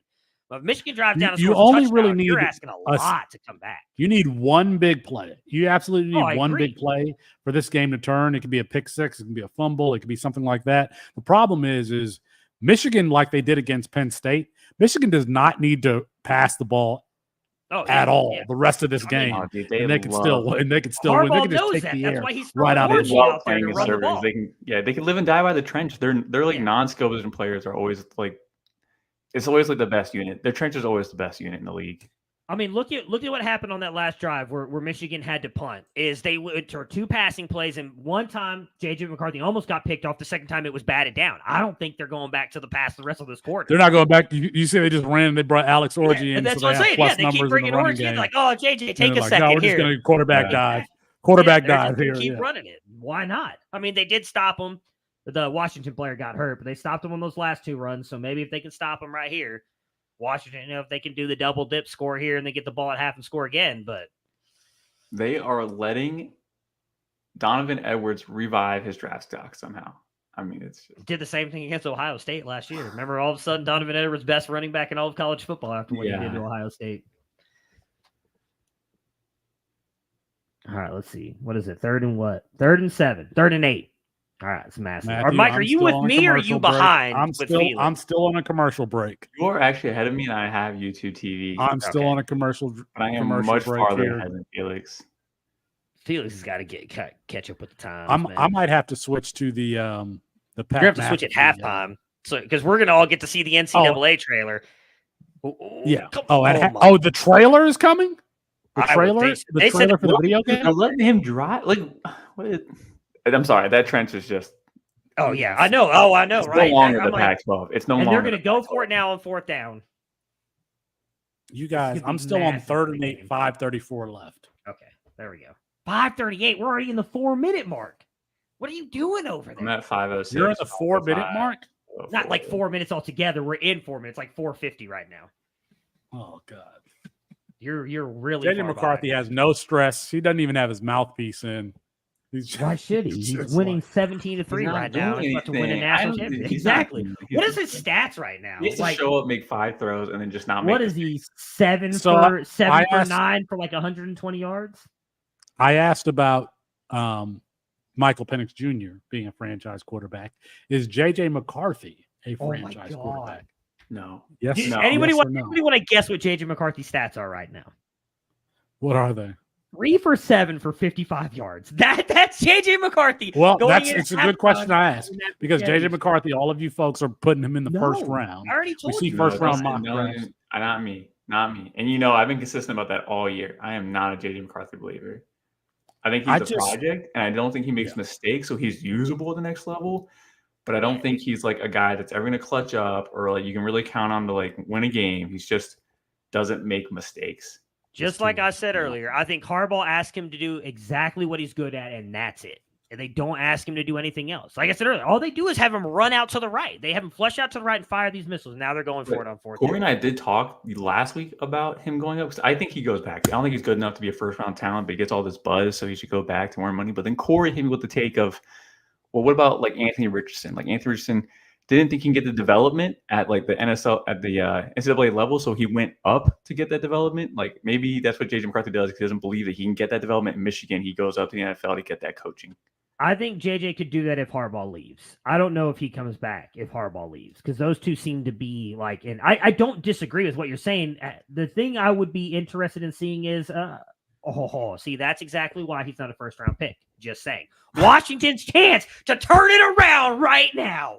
This is it. All right, let's see. Massive win by the Washington defense. Washington just went from plus 700 to plus 550 on the money line. You'll see So whatever just happened on this fourth down play. Bad throw by JJ because McCarthy. the fourth down is still. I just got the fourth down. No anticipation on this. Broke off. Man, JJ McCarthy is not first round. I agree, but I think the thing. JJ McCarthy has first round tools. Yes, but there's never been a point at which I was watching JJ McCarthy. Sure, I'm like, ooh, if I'm an NFL GM, so, I'm going to tie my livelihood. Can I be spicy for a minute? Definitely not 4 quarters worth of NFL talent. Like you might flash here and there, but like it's not. You want me to be honest with you, Felix? Why people are saying that? Because exactly what you said when we kicked off this show. Because we have been watching these players for 3 years. Most of the people saying he's a first-round pick have been watching him for 3 weeks because they watched the playoff game and they're watching the national championship and like, oh my God, this kid's amazing. No, they haven't been watching him for 3 years. That's the truth. Yeah. Don't yell at me, Austin. What's he going to yell at you about? I don't know. Being mean. Wow. But again, the thing that I love Michigan about college, lined up like 4 guys on the line there. Like I mean, they let them have time. Look. Washington can go down and score with this drive. They get the ball at the beginning of the first half. It's a new ball game. That's why you guys know. Do you guys not play Madden? You don't know how this works? Actually, I don't play Madden. No, I don't. You always kick off. But I will always kick off on Madden. If you win the coin toss, you always kick off. Bill Belichick. I knew that from Bill Belichick. Because you can make the adjustments during the game, and you get the ball at the half. Boom, right back. Dylan Johnson running pretty nice, though. By the way, you know this running back class does not have William. Thank you for saying that. Outside of the CCC community, I'm never. Here we go, Rome. The last one they said him it's a QB. That's true. I mean, that's true. That's true. It's because legacy media, CBS, Fox, ESPN, all of those brands, their college football coverage is coach centric. They're going to talk about Nick Saban. They're going to talk about Jim Harbaugh. They're going to talk about Steve Sarkisian. We're a player centric company, so we've been talking about Rome Odunze and Jalen McMillan. I've been making fun of Colin. We've been talking about Michael Penix Jr. and Wap Fillier and Dylan Johnson. We was playing for Mike Leach and all of the. And who was the wide receiver that Austin loved for Mississippi? Jaden Wally. Jaden Wally. I can't tell you how many places I drafted Jaden Wally thinking he was going to be the next Michael Crabtree, and I kept starting him too. We are a player centric. Look at this drive, baby. Let's go. It's good. We are a player-centric company, so we talk about players. We've been talking about these guys for 3 years. Last year's class, the class with Bijan, we've had the Bijan Robinson versus Jahmyr Gibbs conversation literally since like the second game that Jahmyr Gibbs played. If you remember Jahmyr Gibbs, his freshman season, he was out that first game. His first game was the team's second game against Dylan Gabriel's UCF, and he took that first kickoff. He almost took it back for a touchdown. Yeah. We've been having those conversations about players. There, it is good. This whole freshman, Jeremiah Smith, Mylan Graham, the freshman class coming in. We will have those conversations about these players for the next 3 years. I had All right, let's see where we're at. 450 plus 450 plus 450 on the money line, Washington money line. DeBoer's in his Plus bag. When 450 they now. start getting down to the red zone, man, they are struggling to move the ball. Matthew, it's 2nd and 10. I got 2:17 left. Please let me just it's enjoy what's going to happen 30 here. Have Merry Christmas. Get YouTube TV. That's all I gotta tell you. Oh, what the fuck? What was that? Roma Doomsday looked like he stumbled. Yeah, great job. That ball was not a catchable ball anyway. Good job of keeping myself in check. Will Johnson is making himself some money here. He just pushed him down on the ground. Will Johnson must be bigger than I thought he was. How big is Will Johnson? Because he looks like he's the same size. He just got bailed out. There it is. Bailed. Please let me just look. I got 3rd and 10 right now. 2:13 left. Let me just see what happens Yes. here. I want to see YouTube TV. If you're watching, we would love for Will you to sponsor. Johnson is. Will Johnson 6 foot? Oh, damn! That's why he looks the same size as Roma Dunze. How big do you think Will Johnson is? 6'2". I mean, He's I guess 6'2", 202. Yeah, I was He's 6'2", 202. Man, I'm I like, he don't know looks the about same. that. I guess he's holding on. though, but- I didn't realize Will Johnson was that damn big. You're welcome, That Koopa. makes You're sense. welcome. I'll Plus try my best. 360. It's now plus 360. Washington on the money line. Yeah, well, I wish you would have bet that $50 for me earlier because I know we mentioned Roma Doomsday earlier, but I do have Jalen McMillan. Initial grades, I have Jalen McMillan as wide receiver 6. Okay, it's not bad. Jalen McMillan might return. Yeah, that was pass interference. He has to leave. If the whole offense clears out, he's not going to rotate for a new group, right? He's got to leave too. He'd be the wide receiver 1. Kalen DeBoer's not He going would be anywhere. wide receiver 1. Will Rogers. I mean, I have questions about Will QB, Rogers as running an back. NFL, but yeah, but still. My question like, is who the third wide receiver would be, because it would be Jeremy Bernard and Jalen McMillan. Who was the Didn't they third? just bring somebody in from the Excuse transfer me, portal? bro. Are you? Oh, they forgetting brought in the dude from Mike's Cal. boy. Jeremiah Hunter. Jeremiah Hunter, bro. Jeremiah I think he Hunter, can beat out. He could beat out. Jeremiah So Hunter. Cal had both Jeremiah Hunter and J. Michael Sturdivant at one point. Yes, Oh. and Hunter outproduced J. Michael Sturdivant. Yeah. Oh, that's tough. That's tough. All right, I got 2nd and goal. Man, Please Johnson's let me giving watch this game in peace. Is all, man. Dylan Johnson still has one more year of eligibility left too, doesn't he? Oh, I'm not sure. I think Everybody there's a has transfer one more up. You have to look eligibility up left. into his past. Oh, come on. That was there. That seemed to be there. That run, that toss. I feel like that was defensive there. player is number 7. Who's that? That was such a good play to beat his block and get the tackle. Yeah. That should have been a touchdown. Dude, he beat a line, like he got lower than a lineman. Washington's Let me see line this has not here. been blocking for anything down the field. It's That not should Pac-12 have been a anymore. touchdown, baby. You got to cut inside there. And 77, you got to make that block. I mean, he kind of did make that block. I mean, Not really. I mean, cut right to page, yeah, cut not really right got up. him in there. He did. Yeah, he did. Yeah, that's a good tackle by 7. Sorry, One more Pete. year for Dylan Johnson, says William in the chat. Now, see, this game is getting good now because you see what can happen. Which is got what to I've been saying this score. entire time. Even if, I guess if they put a field goal up, I feel okay. Please let me. If I want to. You know what? I'm not even gonna. You I need to take watch your this headphones last out. game. Yeah, take your headphones out. Thank you. Yeah, because I'm gonna react if they score. I want to see if they're going to score here, and I don't want to get the. It's going to be an interception. Watch. Interception. Michael What Penix, he's like kind getting this of ball. play call was that? What the hell? I guess Kalen DeBoer thought he had Michael Vick as well in the backfield there at quarterback. Yeah, for real. Jeez. Yeah. Think they're going for it on 4th down?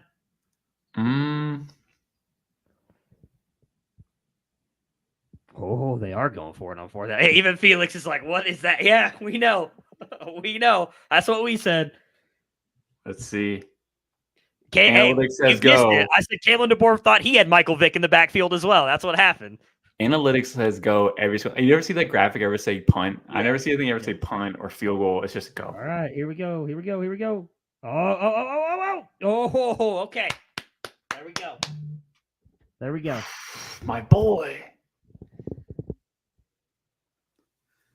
Jalen McMillan. Yeah, I think McMillan's like the gem in the rookie drafts this year. Like I think he's very undervalued, but like I don't know. I kept on evaluating him. And I kept like seeing like he's like a very small discount version of like Emeka Ibuka. I really do like McMillan a lot. Like I think Felix he's never even answered that question, by the way. Okay, on the defense. Okay, I was waiting to see. You there's asked no- why. What's why the there's- penalty? What's the penalty? It's On the defensive defense. holding. Defensive holding. There we go. So you There we go, answered earlier, so yeah. I'd be curious. You and Mike can have this conversation. You said something earlier about comparing Jalen McMillan and Jackson Smith and Jigba. Yes. What's, oh. That was Actually, what I just compared him to Emeka Ibuka. Yeah, I see similarities in both of them. Like I think he's like not even like a discount version. He's just been hurt, but like he was outproducing Rome Odunze the second half of last year, and even healthy now. Like he's still putting up almost the same numbers. I think Odunze just gets the attention because he has that body control, the hands, the ball tracking, like the big play, like throw type stuff that gets all like the attention. But as far as Jalen like McMillan is a slot wide receiver. yeah. But like the short intermediate, like Jalen Million's like one of the best operating that area. I think. I hate to interrupt this conversation, but Koopa, you're right. I will expect $600 Venmo to me in the morning, Felix, because I wanted you to make that bet for me. Yeah. Listen, I am not enabling your degenerative behavior. I only placed one bet this year. It was I bet for Aiden Hutchinson to get a sack in the Lions' first game against the Packers. It was a Thursday night game. He got it on the first. You just gave betting first advice time. like all year though. All those morning shows. Yeah. And you didn't even Yeah. do like put money where the mouth is. Absolutely. No, I didn't. No, you know what, Michael? No, I didn't. You know what? Everybody else that's on television, they're lying also.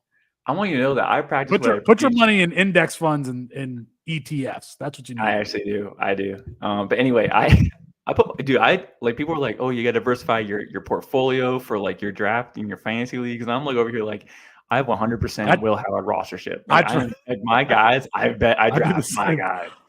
I've got who are some of my guys? Michael Penix is obviously one. Colston Loveland. I have a lot of Colston Loveland in this game. You were the highest on Joseph Griffin. Lad McConkey. Joseph Griffin. Yeah, from Boston College going into the year. There's also that quarterback from I don't know what happened to him. Andy? Who was the other quarterback? There was a quarterback that you also liked that ended up not getting the job. But from because Vandy? No. Fresno State, because Jake Hayner said he was going to be the next guy up. Is it Mikey Keene? No. I was a Fresno Jake State. Hayner. No. Fresno I was State. Jake Hayner. Oh my goodness. Who was after Jake Right Hayner? down the field. There was a player that is the quarterback. He's not the quarterback anymore. Quarterback for Fresno State, because Jake Hayner said he's the next guy up, and Felix said that we all needed to go out and draft him, and then they ended up bringing in the transfer. Josiah Freeman. Josiah Freeman, the wide receiver. You said quarterback. You said there was a quarterback. Yeah, no, Jake Hayner said the quarterback for Fresno State. Jake Hayner. No, he's a wide receiver. Yeah, no, Josiah Freeman is a wide receiver. And Jake Hayner was saying that he's the next I watched guy. his tape in the JUCO portal. I was kind of like, I was a closet fan and didn't touch the ball once, like his first year there, and I was like, all right, well, that's it. How does Terry have a Weeble referral code? Do we need to get a Weeble sponsorship? Oh, I don't know. I would take that. I would take a Weeble. No, Mikey Keene. Yeah, he's transferred to Fresno State. That's what I'm talking about. I'm not talking about the wide receiver. Jake Hayner gave an interview either at the Senior Bowl. He did Bowl. not say that Mikey Keene was next. No, it was at the Combine.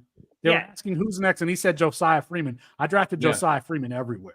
Hey, hold on. By the way, who was in on Thomas Castellanos as a freshman when he was at UCF, including trying to interview him when he was at UCF, and we got a response saying, why do you want to talk to our third-string quarterback? That third-string quarterback was a QB1 this year for Boston College, by the way. Thank you. What I will say is if J.J. McCarthy was an NFL starting quarterback, Michigan would be in scoring position right now.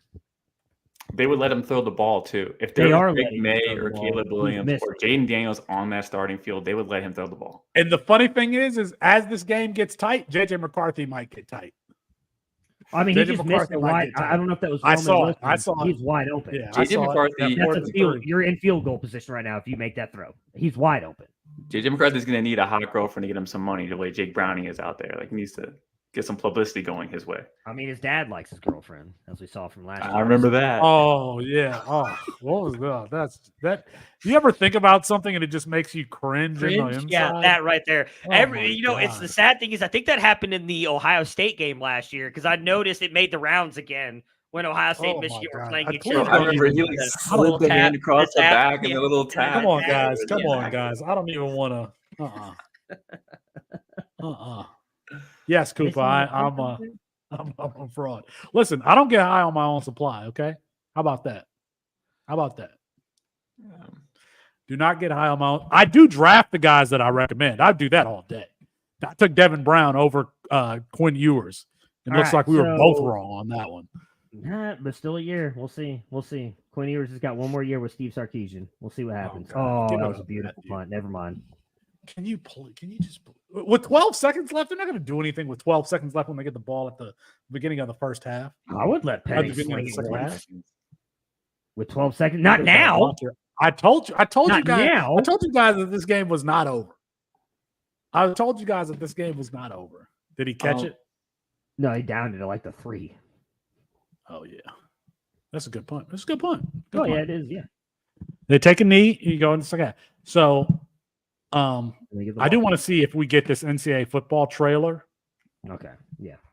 Before we And cut then out. We're gonna make a league, right? Across C2C, we're gonna make a league, like a franchise. Oh yeah, league. because Felix thinks he can beat me because he beat me one time using who'd you have against Cincinnati, and I'd use San I had Diego Cincinnati. State University. We did random teams. Alex Pierce.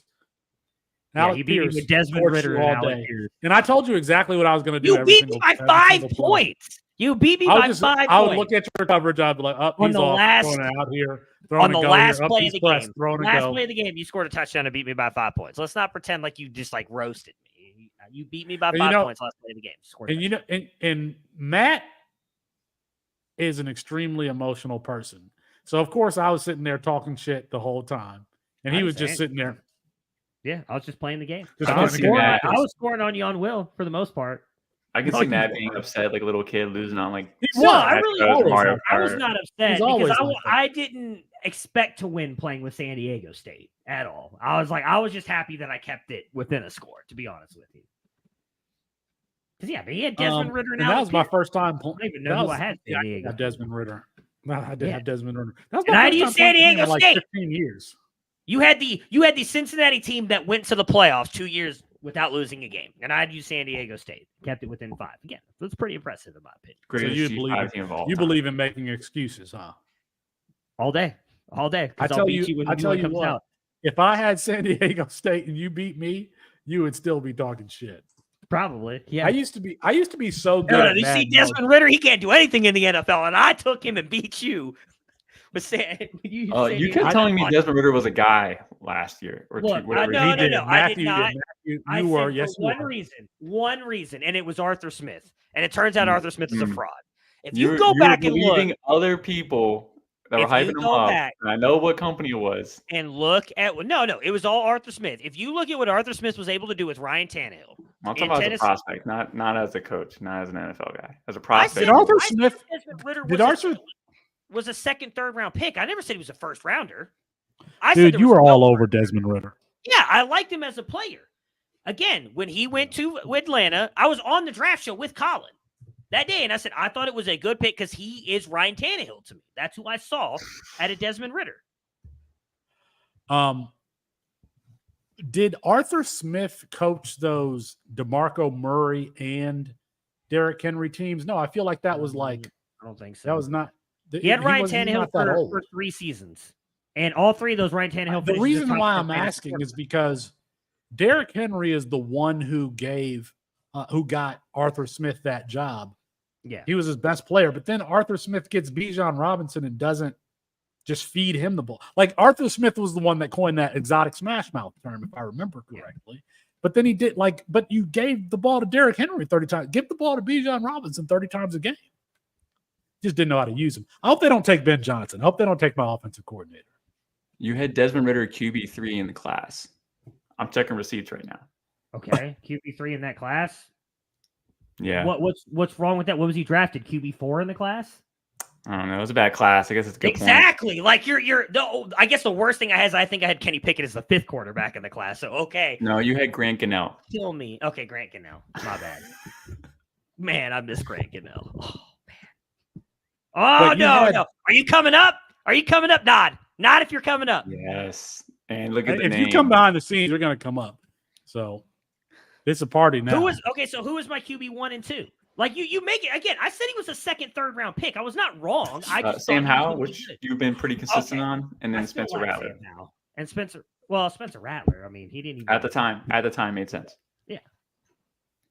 So I don't think That was that's just a bad at all. quarterback. So here you are roasting me like I don't think I was actually that wrong. I just believed in his talent a little bit more than he ended up doing at the NFL. We have would to pay never- attention to the I'm commercial watching. to see if I'm there's watching. an I'm ahead of NCAA. you, so I'll let you know. Yeah, when yeah. the So you'll NCAA get. comes So you'll out. let me know. Yeah, I'm watching. I'm paying very close attention. I this is the swear national- that game is going to cause, and I've been saying this for like 18 months now. That game is going to cause the evolution of college fantasy because when you do that pull back thing and you have to look at your wide receivers, it used to say wide receiver 17. It used to say wide receiver 4. Now it's going to say, Evan Stewart and Noah Thomas and Colston Loveland. And you'll actually be able to see the names and you'll be able to identify those names. The individualization of college football is going to help our business tremendously. It really is. But yes, Mike, we will be running a league, and I'm going to run it the way that I was in one with J-Wag. That's going to make it a lot more interesting. You can't just go out there and pick Ohio State. So you have to pick a 3-star or lower level school, and you have to meet certain criteria to be able to take a job for a 4 or 5-star school. You have to build your way up. Same thing with like recruiting all this stuff. So we can't just go out there and everybody take Ohio State. So I'll take Michigan State. I'll take Michigan State. Oh, I know, because I was pissed because you took my guy. So I was like, fine, I'll go Arizona State and get Sam Levitt, even though I think Aiden Childs. Sam Levitt. Please, you mean Jaden Rashada? No, I'm Sam Levitt. I'm actually very excited about that quarterback battle. Very excited. I am too. Yeah, I am too.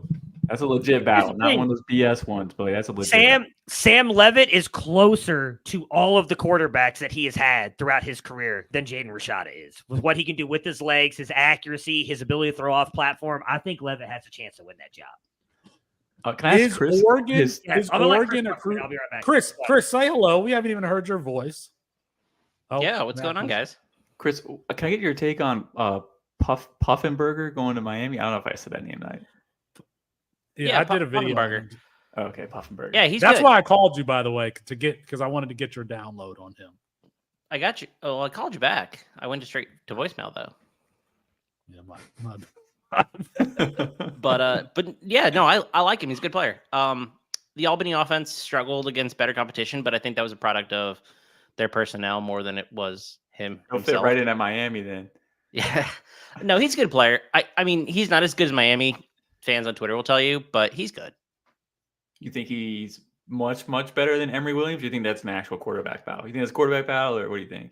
I think he's better than Emory Williams, but they seem to like Emory Williams a little bit. So I don't know. They always have. Who does he remind you of? Because he reminded me of someone immediately when I watched him. Oh, college comp. Zach Wilson. He reminds me of BYU Zach Wilson. Yeah. That's a good comp. I like him. I think he's pretty good. He's my second ranked FCS to FBS transfer at the quarterback position. Giovanni McCoy's one. Talked about him a bunch, but he's 2, and then Matt Sluka's 3. For those, so Giovanni McCoy went to Idaho. I guess it was 2 years ago that Cam Ward made the transfer from Incarnate Ward to Washington State. I think so. That was 2022. I guess, 2022. Their first game was against Idaho, and I'm telling you, Giovanni McCoy outplayed Cam Ward. And I'm like, who is this dude? And he was a redshirt freshman at the time. He won whatever the FCS award is for the freshman of the year. Jerry Rice yes, Award. the Jerry Rice Award. Yeah. He won that, which is the same. Which Cam Ward also won that award, didn't he? There's a rich history for it. I'll pull it up. There's a rich history. Yeah. It's a good. It's a noteworthy award. I'm pretty sure Cooper Kupp won it one year too. Coming out of what? Eastern Washington? Yeah. Redfield. Eastern Washington has a red field, if I remember correctly. Yeah, they do. Yeah. That's the I wish player. McCoy would add some weight is the only thing. Like he's a little skinny still. He's skinny. Mm-hmm. So Shadur Standards won it in 21, Cam Ward in 2020, Trey Lance in 2019. Trying to see some notable names. Chase Edmonds at 2014, Cooper Kupp in 2013, Terrence West from 2011. Damn, that's a really good. Who won it this year? Tell me who won it this year. Eli Gilman, running back from Oh, that's- Montana. Montana, yeah. Yeah, he had a big year. He was in a second year though. Well, I guess he's technically redshirt freshman, whatever. Yeah, they count redshirt freshman. Yeah, he is good. Eli Gilman, if these stats are right, Eli Gilman is 6'2". By the way, do your C2C leagues allow you to draft FCS players and like non-FBS players? Some of mine do. Some of mine do. None of Like mine do. last year, some folks took Travis Hunter, and I didn't realize that like he was even eligible to be taken, and that really pissed me off. So now I know that you can take FCS players. Yeah. I'm not sure there's a guy worth drafting as of now. Like I don't like Gilman's fine, but like I'm looking at I don't think there's an FCS guy that I want to take currently. In At like 6'2", drafts. 206, where they have him listed. I mean, that height can easily get him to 215. Then he has, Yeah, he'll get there. NFL body type. Yeah, I think you should have been taking Isaiah Davis from South Dakota State. We saw him last night. Yeah. Play pretty well. I mean, they crushed Montana. If you were, He split the watching backfield that with Pierre Strong, correct? Like 2 years ago, a year ago, 2 years ago? yeah. He the last 2 seasons he's really come on, and he's a good player, but he's not like an explosive athlete. He's more of a like he'll get you like 5 or 6 yards. Shrine Have Bowl best invite, in- if I remember correctly. But he's fun. I mean, he's not an athlete. He's just like a good technical runner.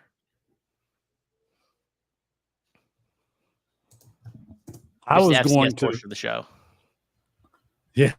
I was going to watch this NCAA trailer and have us all react to it, or have me and Matt react to it, and then watch the second half in peace without you jamokes.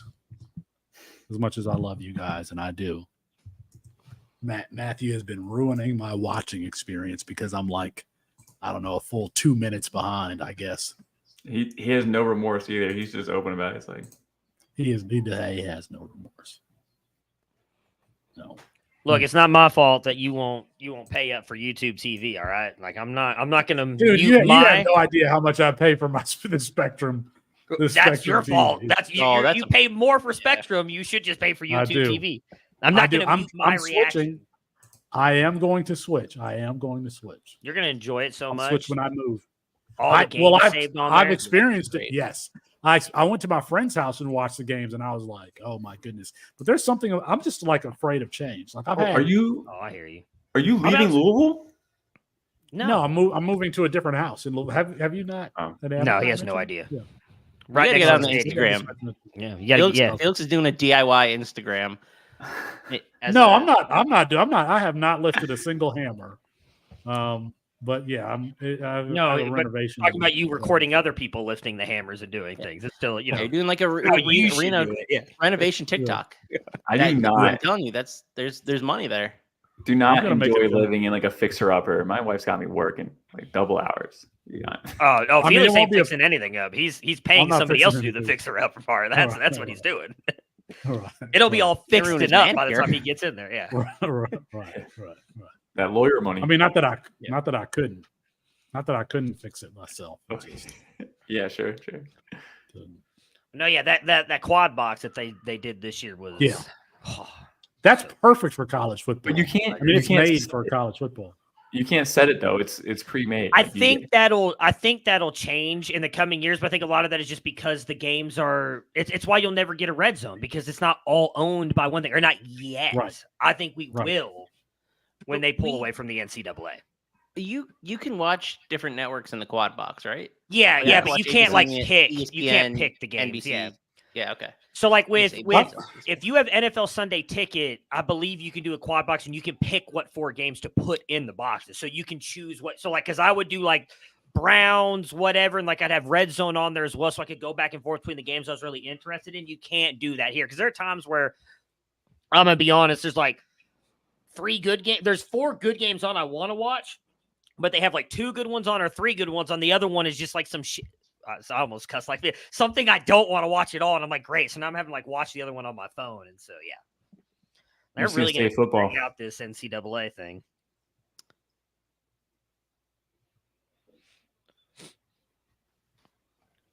Chris, do you think can Washington pull this out? They're right now money line plus 290 still. So it was at 600 when you didn't place a bet for me. I could have 750. used you here earlier, Chris. I don't know. They look so much better in the second half, the second quarter. Their it's wide really receiver like the last formation- 5 minutes of the second quarter too. Yeah. Yeah, their wide receiver formations gave Michigan trouble, right? Like they were using some different looks, and I think like we saw Odunze get open. We've seen players get open. I didn't listen earlier, so I don't know who we put the blame on between Odunze and Penix. That fourth down throw was terrible. That was You think it was Penix? So you don't think Odunze should have run to space? No, like, the it space was on the the, outside. The way Odunze had to adjust to that, and even he still almost got his hands on it, but that was way too far away from Penix. I put both of them, even the one he missed Penix in the end zone on the first I'm drive. not saying at the catch point. I'm saying before he threw, like Odunze should have drifted to the outside, not the inside. Like that's where the open space was. I still think Odunze was so wide open. He created 5-10 yards of separation on that defensive he was back. open. Yeah. Penix just hit him in the chest, and Odunze still can turn around and run in for for a touchdown. So to me, that's on Penix. Yeah. Okay. I agree. They look a lot better in that period, but I mean, I think Michigan gets the adjustments done at halftime and kind of buries them. Michigan was so dominant early. I just don't know that Washington can keep it up. But Chris, do you think Michael Penix is a franchise? Do I think Michael Penix is a franchise quarterback? No, I don't think Michael Penix is a franchise quarterback. So if you watch and people in NFL Twitter just don't watch college football. I agree. A lot of college football. I just said that earlier. Yes. So they're watching Michael Penix sample sizes in his big games and saying, "Oh, like this dude's awesome." When in reality, like the throws that he's missing tonight are throws that he's missed all year, but he's largely been bailed out by his receiver core. Like Odunze catches that maybe 8 out of 10 times throughout the season, and it's like Michael Penix made the catch, or Michael Penix got the completion, or Jalen McMillan or Jalen Polk. He's been bailed out a lot more than I think his. Wait. I don't think that's fair because Michael Penix Jr. has been making the difficult, high-level throws since his time at Indiana. But he's also been missing the layup since his time at Indiana. Like that's just his game. I don't think it's fair to say, and yes, his wide receivers do catch everything. I don't think it's fair to say that they've been bailing him out. That's just kind of the player that he has always been since 2020. Since 2020, I can actually show you. I can show you cut-ups of Whop Phillier getting open on a double move. Michael Penix being wide open. And Michael Penix just missing him because he misses a lot of layups. That's just. I haven't heard Whop Phillier's name in forever. That was just a blast. And Ty Freifogel. Ty Freifogel. Peyton Hendershot. Ty Hendershot. Freifogel was going to be a thing. Peyton Hendershot, who's actually doing well with the Cowboys. How does Michael Penix always have the best wide receiver room, regardless of where he is? Interesting. That is not true. That is not true. Get out of here. That's Kalen DeBoer, man. Kalen DeBoer. Hey, I said that on Campus to Canton Live. The one thing I'll say about Michael Penix, just on the side, I understand small sample size, only 13 games, but the 13 games he didn't have Kalen DeBoer could barely muster a 53% completion percentage. With Kalen DeBoer, it's like 60 plus. I'm just saying, there's something there. There's something there. The scheme Not saying is Michael amazing. Penix is a bad player, but the scheme is amazing. The players around him we are got amazing. Dan Lanning on the. Look at Dan Lanning doing some recruiting. Dude, he's gonna rule college football here in the next couple of years. I love. Dan I said that he's the next Nick Saban. Yeah, I called him the next Nick Saban. Yeah. I'm not. You guys think Evan Stewart ends up at Oregon? Yeah, I think so. That's where. Where else is he gonna go? That was not one going of Tennessee. Ole Miss. When is he gonna commit? He needs to do that now. But that was one of the landing spots that I identified. They can't. What is it? You can't take visits until I think after the 15th or something like that. Like visits are closed, so I don't think he's going to see Oregon until after. Let me ask you this about Oregon. Is it a quarterback battle? No. Dylan Gabriel and Dante Moore. No. Hold on. Both are new to the team. I And mean, we're not remember- going to do this remember- all over again. I was on your What? side last season with UCLA Colin Schlee. I think Gabriel's going to Fool be me the guy once. to start this. He's I'm gonna- just yeah, I know, asking, right? is it a battle? I'm just No, asking, I is it a think- I think battle? it's gonna be No. Gabriel. No, Dylan Gabriel went there for guaranteed playing time. He played in like with the UFC. He started there. He goes to Oklahoma, starts there, new system. Goes to Oregon, another new system. He's probably going to start. Like I don't think he's going to adjust. He's a fine collegiate quarterback. I don't think he's going to be a battle. It's going to be his for a year. Oh, Dylan Gabriel's not an NFL quarterback at No. all. Not at all. But he could That's play. why he's going to Comparable? Oregon. Comparable situation. Yeah. Last year, Spencer Sanders No, not Walker still. Howard No. I end up at Ole Miss, and everybody's like, "Oh, it's going to be Spencer Sanders' job." No. No, There were some not people in who this was company. not Not in this back off company. Jackson Dart. Look, your boy here was saying Jackson Dart was better than Caleb Williams. I was not saying Spencer Sanders was going to beat out Jackson Dart. There is a difference in the Dylan Gabriel, Dante Moore thing, though, for me, with compared to Dante Moore and Colin Schlee. And I said it then, and I'll say it again. Colin Schlee was not a good college quarterback. Dylan Gabriel is a good college quarterback. I think that's the massive difference between that battle. But isn't Dante Moore closer to Bo Nix than Dylan Gabriel is? College Lee may have quote unquote not been a good college quarterback, but he's closer to what Chip Kelly has had traditionally than Dante Moore. Yeah, but we're not talking about Chip Kelly. We're talking about Willie Stein. If you're talking about Bo Nix, I think Dylan Gabriel's closer. Dante Moore is not the athlete I think that Dylan Gabriel is, even as a rusher. Like, I think Dante Moore's a good athlete. I don't think he's going to be able to bring you the rushing production Dylan Gabriel can. Yeah, I don't agree. think Dylan Gabriel's Bo Nix either, but he's closer than Dante Moore. Is Dylan Gabriel a rusher? Did I miss that? Totally missed He's pretty. I mean, he ran for what, He's like over mobile. 150 yards against Texas. Yeah, he's mobile. mobile. I mean, he's not Bo Nix, but he's closer to Bo Nix than Moore. I feel like I just made that number up completely. I he's can pretty pull it up. I mobile. have to think We of should it. just Just keep at making some things point, up. and we should just make up stats and see. Well, if now anybody I'm takes I'm there. like starting to wonder if they're going to drop this thing in the third quarter now. Yeah, that's what I'm saying. Because I just No, saw I'm Michigan's not already saying- heading back out to the field. Okay, Oh. 113 yards against Texas. So Yeah, he had 300 rushing yards last year, taking sack yards out. Yeah. 300 over the past 2 mobile. years. So, yeah, he's not, like I said, he's not Bo Nix level mobile, but he's more mobile than Dante Moore. So Yeah, yes. the funny thing about Dante Moore landing back in Oregon, the team that he originally rooted for, is that when you I've started watching more team specific YouTube pages, and last offseason or when they committed, people were really excited about Dante Moore's pairing with Jerrion Dickey because they thought Dante Moore is the type of quarterback who's going to throw to your back shoulder, and Jerrion Dickey is the type of wide receiver that can, be utilized on those types of throws. And so now you get them back in the same class together.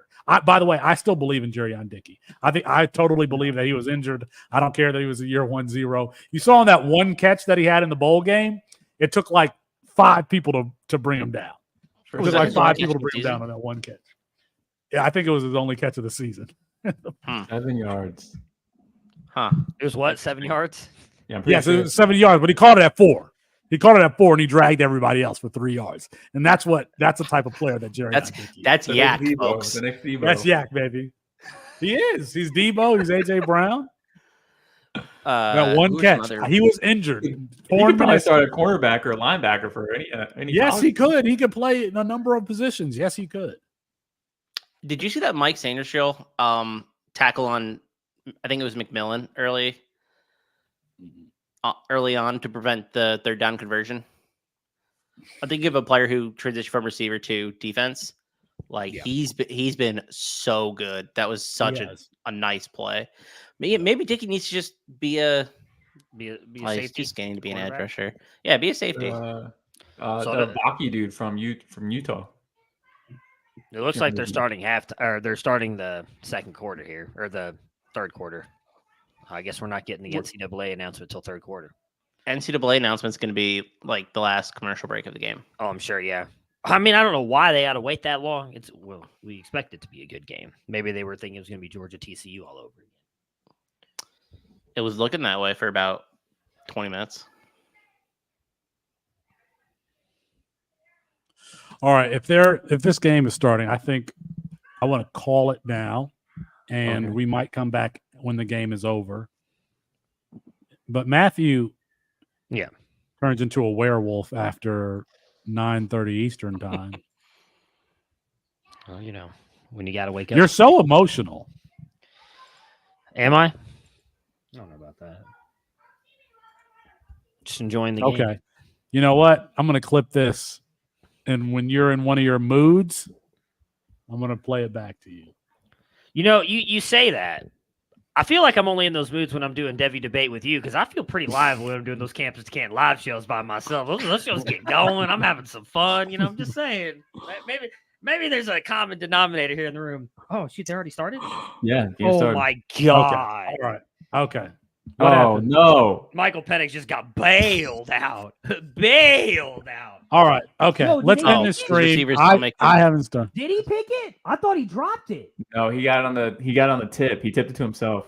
Wow. Dude, this is I not a haven't franchise seen it QB yet. moment. Ball This is not a game. franchise QB. Michigan. Stop saying ball. It's not. Oh, what was that? No, it was a horrible play. Horrible. What is that? His arm got hit. Franchise arm franchise got it. quarterback, baby. Oh, wow, he did. I No, thought it he didn't. dropped His it. arm did not get hit. His leg did though. Okay. Whatever. Let's see if he goes Franchise out of quarterback. bounds. He might be. He's, Nope, okay. no, that's a you catch. know, we're going to end the stream now. We might come back after the game That is corner over. made so much money. That Bye, corner. everybody.